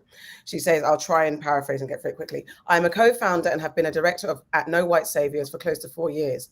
It's a platform I've worked hard for and ensure that as Black people, we have resources and a safe space to share experiences, learn and dismantle oppression thrown at us by various systems in this heinously unequal world. Last year, around October, I was receiving the No White Saviours Bank, NWS, bank statements when I noticed that funds had been transferred from the organization's PayPal account to an unknown bank account in America. This foreign account was unknown to me and our company accountant. She said statements are available. I raised these suspicious monetary transfers with my co-founder, Kelsey Nielsen, with who controls and manages the login details of our online payment banking platforms. At first, she tried to feign ignorance, but upon insistence, she admitted that she made the transfers. Her excuse was the funds were meant to clear a loan she acquired when the organization was just starting out. She had never mentioned this to me in prior. I was very disappointed, and after much in-house discussion, we agreed that going forward, all organizations' finances must be streamlined. Unfortunately, all efforts to do this have been consistently frustrated. After that encounter, I noticed a deliberate effort by Kelsey to undermine and frustrate my presence on the team. She would scream at me in the presence of our team. She got away with making unilateral decisions by throwing temper tantrums, undermining me and frustrating my ability to act in my capacity as director of NWS. She employed manipulative means of bribing, offering favors to team members to get their loyalty, and then insinuating to everybody that no Black woman can do the work that she does or has the same skills as hers. The harassment continued inside and outside the workspace. 9 months ago, so I had a baby. I was trying to find return to full working, life and motherhood balance. During this time, Kelsey had been very insensitive. Work-related harassment was known. But she gave personal attacks on her husband and newborn baby. She also implied that I was lazy to get any work done. She insulted me in more ways than I can count. And she said she avoided confrontation to protect her mental health. And at the start of this week, whenever this was posted 4 days ago, in a characteristic fit of anger, Kelsey sent me many threatening messages informing that she called a board meeting to relieve me of my duties and remove me from my position. She has made attempts to criminalize, demoralize, and demonize me. No accountability. She's gone now, basically. And Kelsey to logged out of the organization's Instagram, recruiting people to thwart and create narratives against me. She's sly and wielding power in a space that's supposed to be about Black women, Black people challenging white supremacy. So I will no longer be silent. This ends here. Olivia Lasso, co-founder of Kusi Mama Africa, director of Sankara Pan-African Library, campaign director, No White Saviours. I just had to give her a full title. Okay, cool. Apparently Kelsey has been stepped down now. So she's got the account back, and that's just happened like an hour ago. Oh, wicked. There you go. Wrapped up. It just led me to, because as I was reading through people's comments on it, and definitely found this story through Kelechi's her podcast, because I wasn't aware that this was taking place, but Kelechi spoke about it on her podcast that was released on Monday. All My Sons. It's a very good podcast. Everybody needs to listen to that one. It's flipping amazing. She goes in. But when she was talking about this, and she was like, she just raised that question, like, is there ever a space for a white person involved in a Black organization?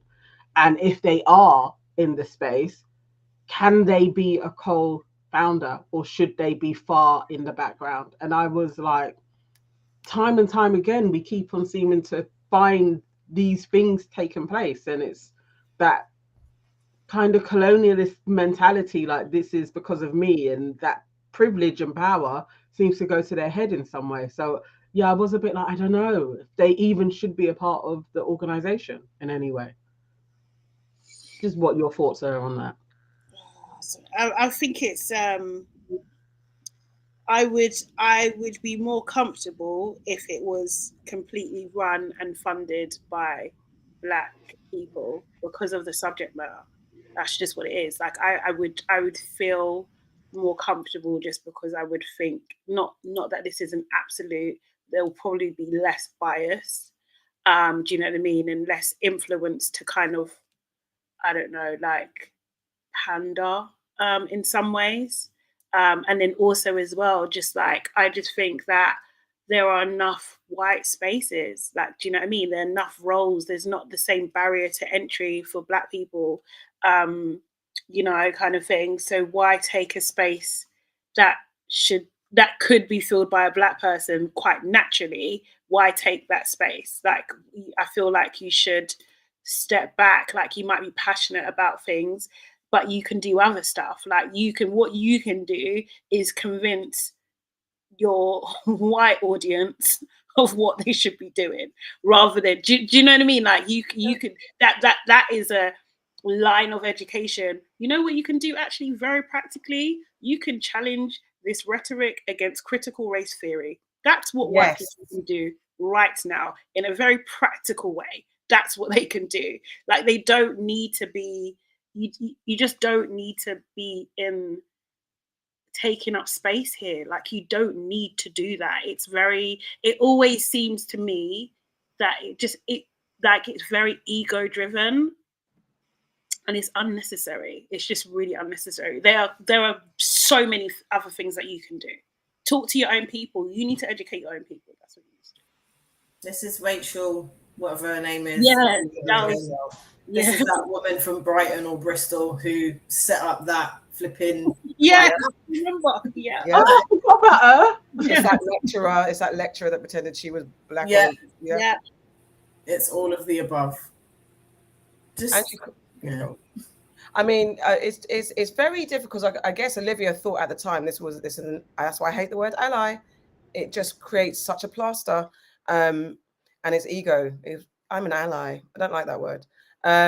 Olivia must have thought at that point that I can form. This woman's on it with me. She gets it, and maybe she thought she might be able to get her through certain spaces, and maybe have, some black people really believe that if you're a white person in alongside or in the forefront of your organization, you get through doors quicker and you get access to money quicker because of the narrative that white people will get you further and black people can't get through certain spaces. So I feel sorry for Olivia in the fact that your friend, that thing where you had a friend or someone that you trusted has just turned on you, and in such a very typical Karen way. So typical. Tantrums, lashing out and crying, and it's just such textbook behavior to bring a black woman down. And the fact that she stepped down immediately. Go away. And it is that, You're stealing, right? You're stealing from the company, bro. You're stealing from a black company. Criminal. You're a criminal. That's what you are. And also, like, the symbolic illness. You're stealing from black people. Didn't your ancestors fucking do that? and you're working with a platform that's exposing this. Yeah. Yeah. Oh my God. What is wrong with people? The levels of disappointment, it really is that, isn't it? Oh my word. I'm so glad it was resolved within an hour. Like, in this short space of time, all over, done. Thank you. Keep it moving, Olivia. We support you. And the final thing it's 11.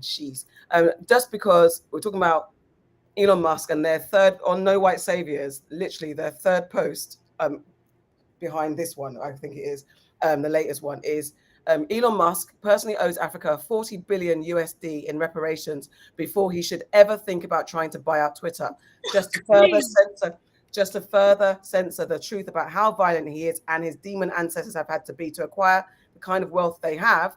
The reparations colonizers like Musk owe Africa can never be repaid in full. No USD amount would suffice as justice for the apartheid South Africa Musk's father was a profiteer of. White men are not self-made billionaires. They are self-made crooks of the highest order. Okay, so this is No White Saviors post in response to the news at the time, I guess, before he had bought it, that Elon Musk was buying Twitter. Now he's bought it, saying that he's going to be the beacon of free speech.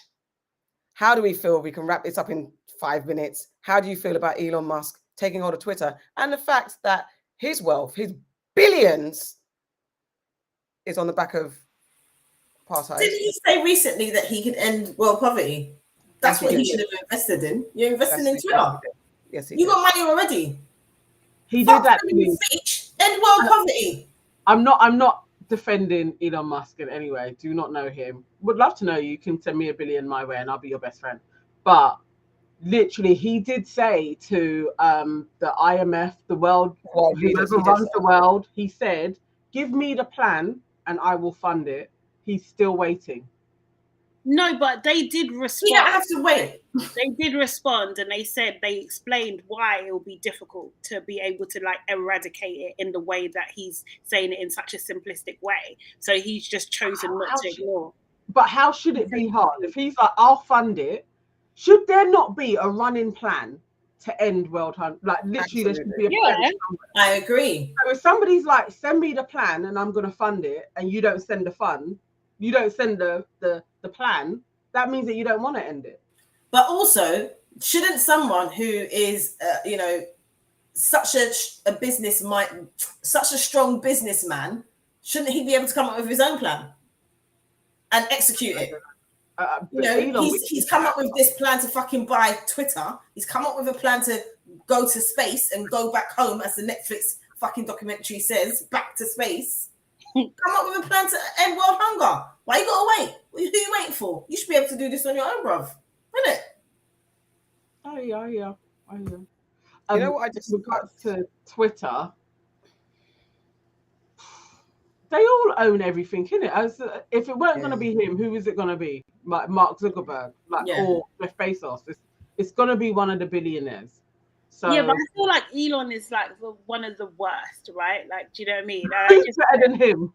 Well, at least like I just think it's like a very thin attempt to kind of like promote free speech. Like, do you know what I mean? Like, I just like, no, you're gonna let the racists out of the bag. Like, you're gonna let them run fucking rampant. That's part of your ideology. Do you know what I mean? Like, so I just can't. At least the others are not so necessary. Imagine if he buys it and shuts it down. I think that'd be great. Maybe. Imagine if he just buys it and then shuts it down. I mean, I don't really use Twitter anyway. I don't either, but I'm just like, imagine if that was his plan. I don't think that's his plan, because he's talking about he wants to privatize it. And I just think he will use it for evil. He's not going to use it for good. He's going to try and like understand like sentiment in parts of the world, and he'll try and manipulate it. Like, you know what I mean? And manipulate people. Like, I just think he's evil. You know that we've said that he's an alien. Allegedly. You know that we said that he's an alien, right? Yeah.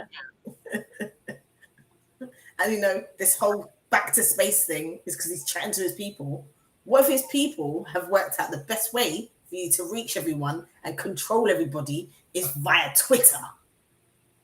It's probably maybe. I think he thought it. I'm going to send a message, high-pitched tone, to everyone. Listen, when I told you, you got laugh when I said the internet gets shut down. It's not getting shut down, it's staying. It's controlling people. I said when the internet could easily be manipulated and shut down.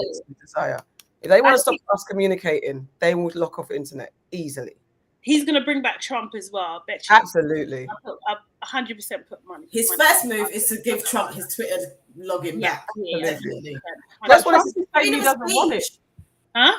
Trump said he doesn't want it. He said he's talking wet.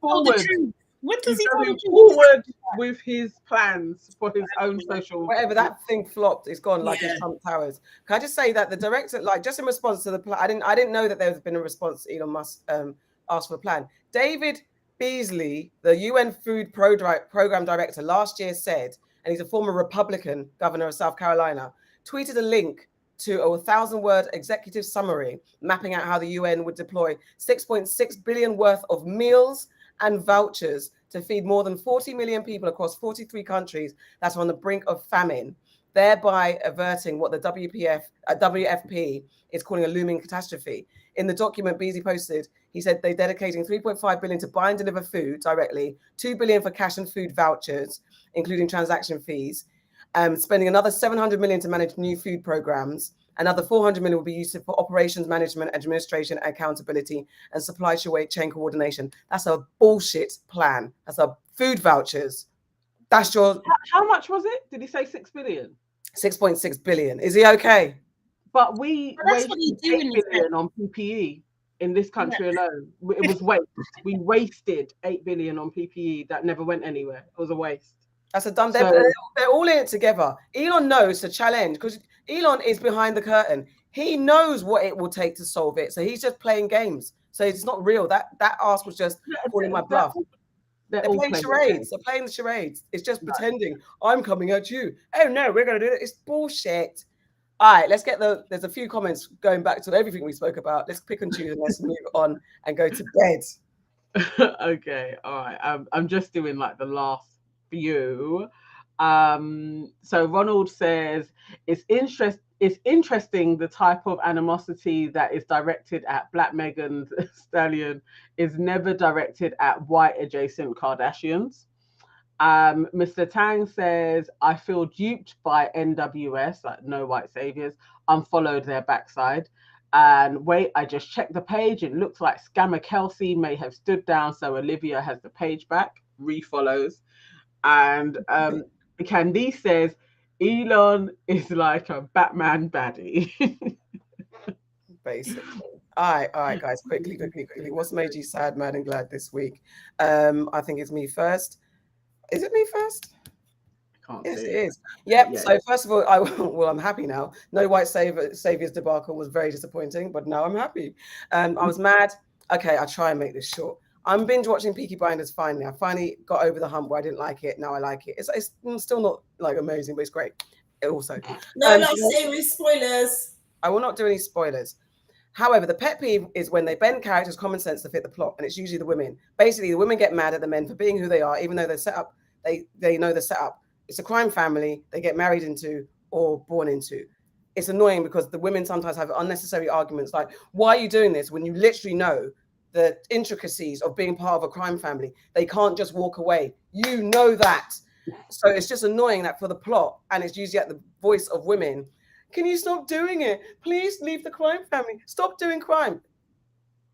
And it's irrational women, and it's just I know which one you're talking about as well. There's a few of them doing different stages, even down to the sister who's part of it. And I get there's nothing wrong with saying I don't like being part. Okay, we can't discuss it; it's too long. Yeah. But anyway, please. That's it. And also, I'm freezing. It's cold. I'm freezing. And I'm very glad my daughter's birthday was lovely and sweet, and also my toilet is fixed. Thank you, cunts, for once coming through. Did they come on the right day as well? They actually came on the right day. The mother. Actually, no. I think from the show, when I said it, they were supposed to come earlier, then they didn't, and they came, but they did come on the day that they rescheduled for. So all is well. No more buckets for now. Auntie Farah, what's made you sad, mad, and glad? No more buckets for now. I am sad. The other day, it marked the 1 year anniversary of the death of, I'm going to butcher his name, but I'm going to attempt to say it, Fola Jimmy Olubunmi Adewale. He's the young boy who jumps into the Thames, and he died trying to save a woman, and it was a year anniversary.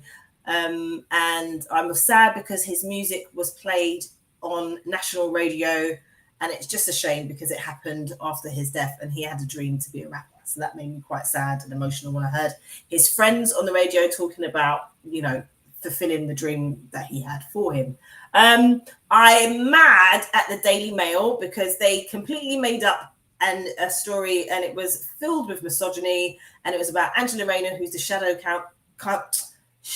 chancellor for Labour, and it was basically prejudice based on sex and based on sexist and socio-economic status lies about it. Basically, they were saying that she is trying to distract Boris by crossing and uncrossing her legs like the woman in Basic Instinct, and it was just a whole load of bollocks, and it was founded on lies, and they went to print, and it was just disgusting, and all the politicians have come out defending her, and the IPO are investigating it. But yeah, it's just fucking bollocks. And I'm now mad because I've just seen a story where Boris now wants to privatise the passport office.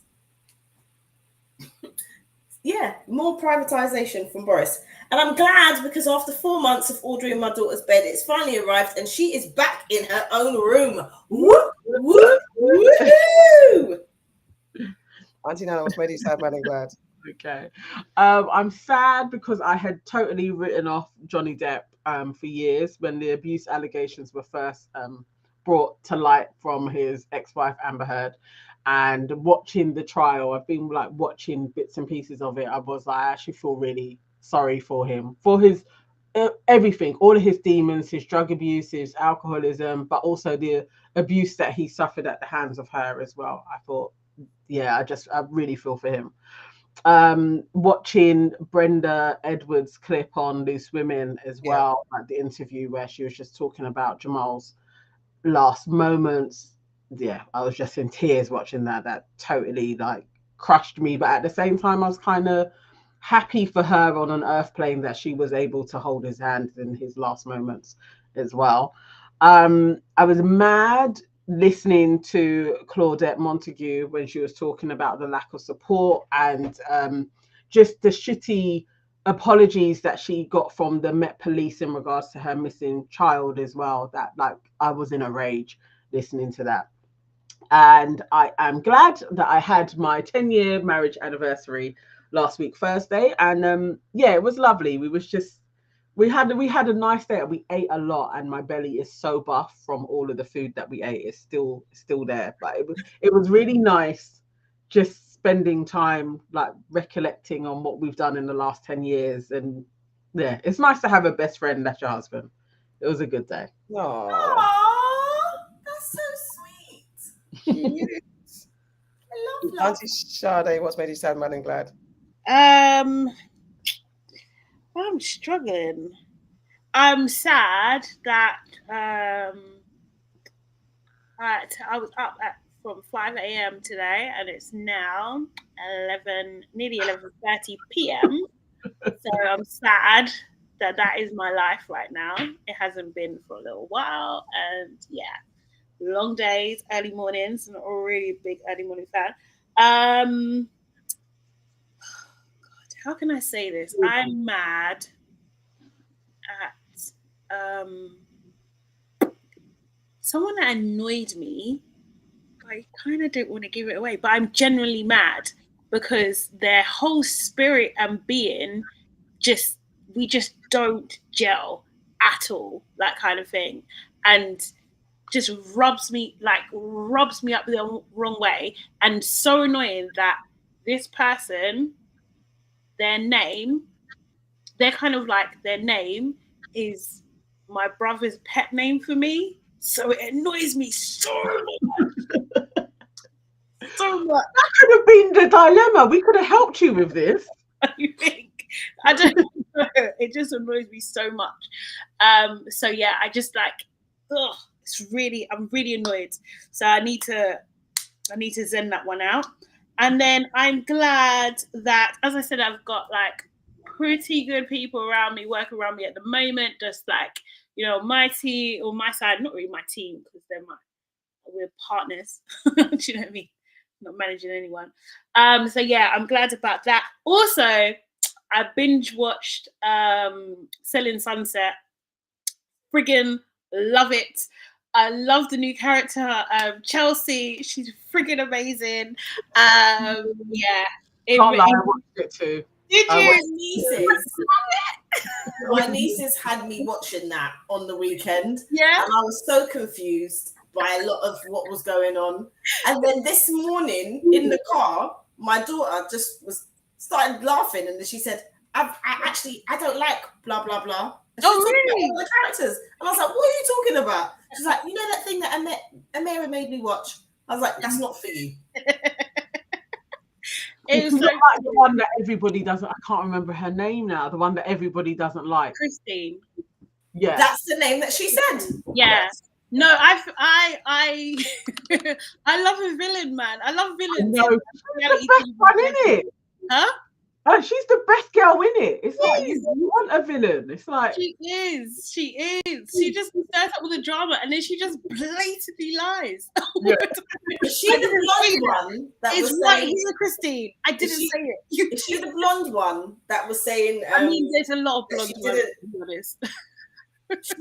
Okay. So in an episode that I saw, she went to lunch, like a little cake kind of lunch place. Yes. Yeah. Is that her? And the girl was like, I heard that you said this, and she's like, I didn't say it like that. Yeah. But to be fair, with that particular woman, she said it herself. So that wasn't fair on Christine. It actually wasn't, because she told Christine, I want to fit in with these people. She did. She told Auntie AK's face. I mean, I'm not surprised. Honestly, but you've got to watch it. She's not going to watch it. Watchable. It's shit though, but it's watchable. It's watchable shit. I freaking love it, man. But it's like lovely houses, you know, they're kooky outfits. Like I forget that Chelsea chick. Yeah, Chelsea. Wild for her, like. Oh, I like her. No, I like Chelsea. No, it's like the only reason why I know about is really fake.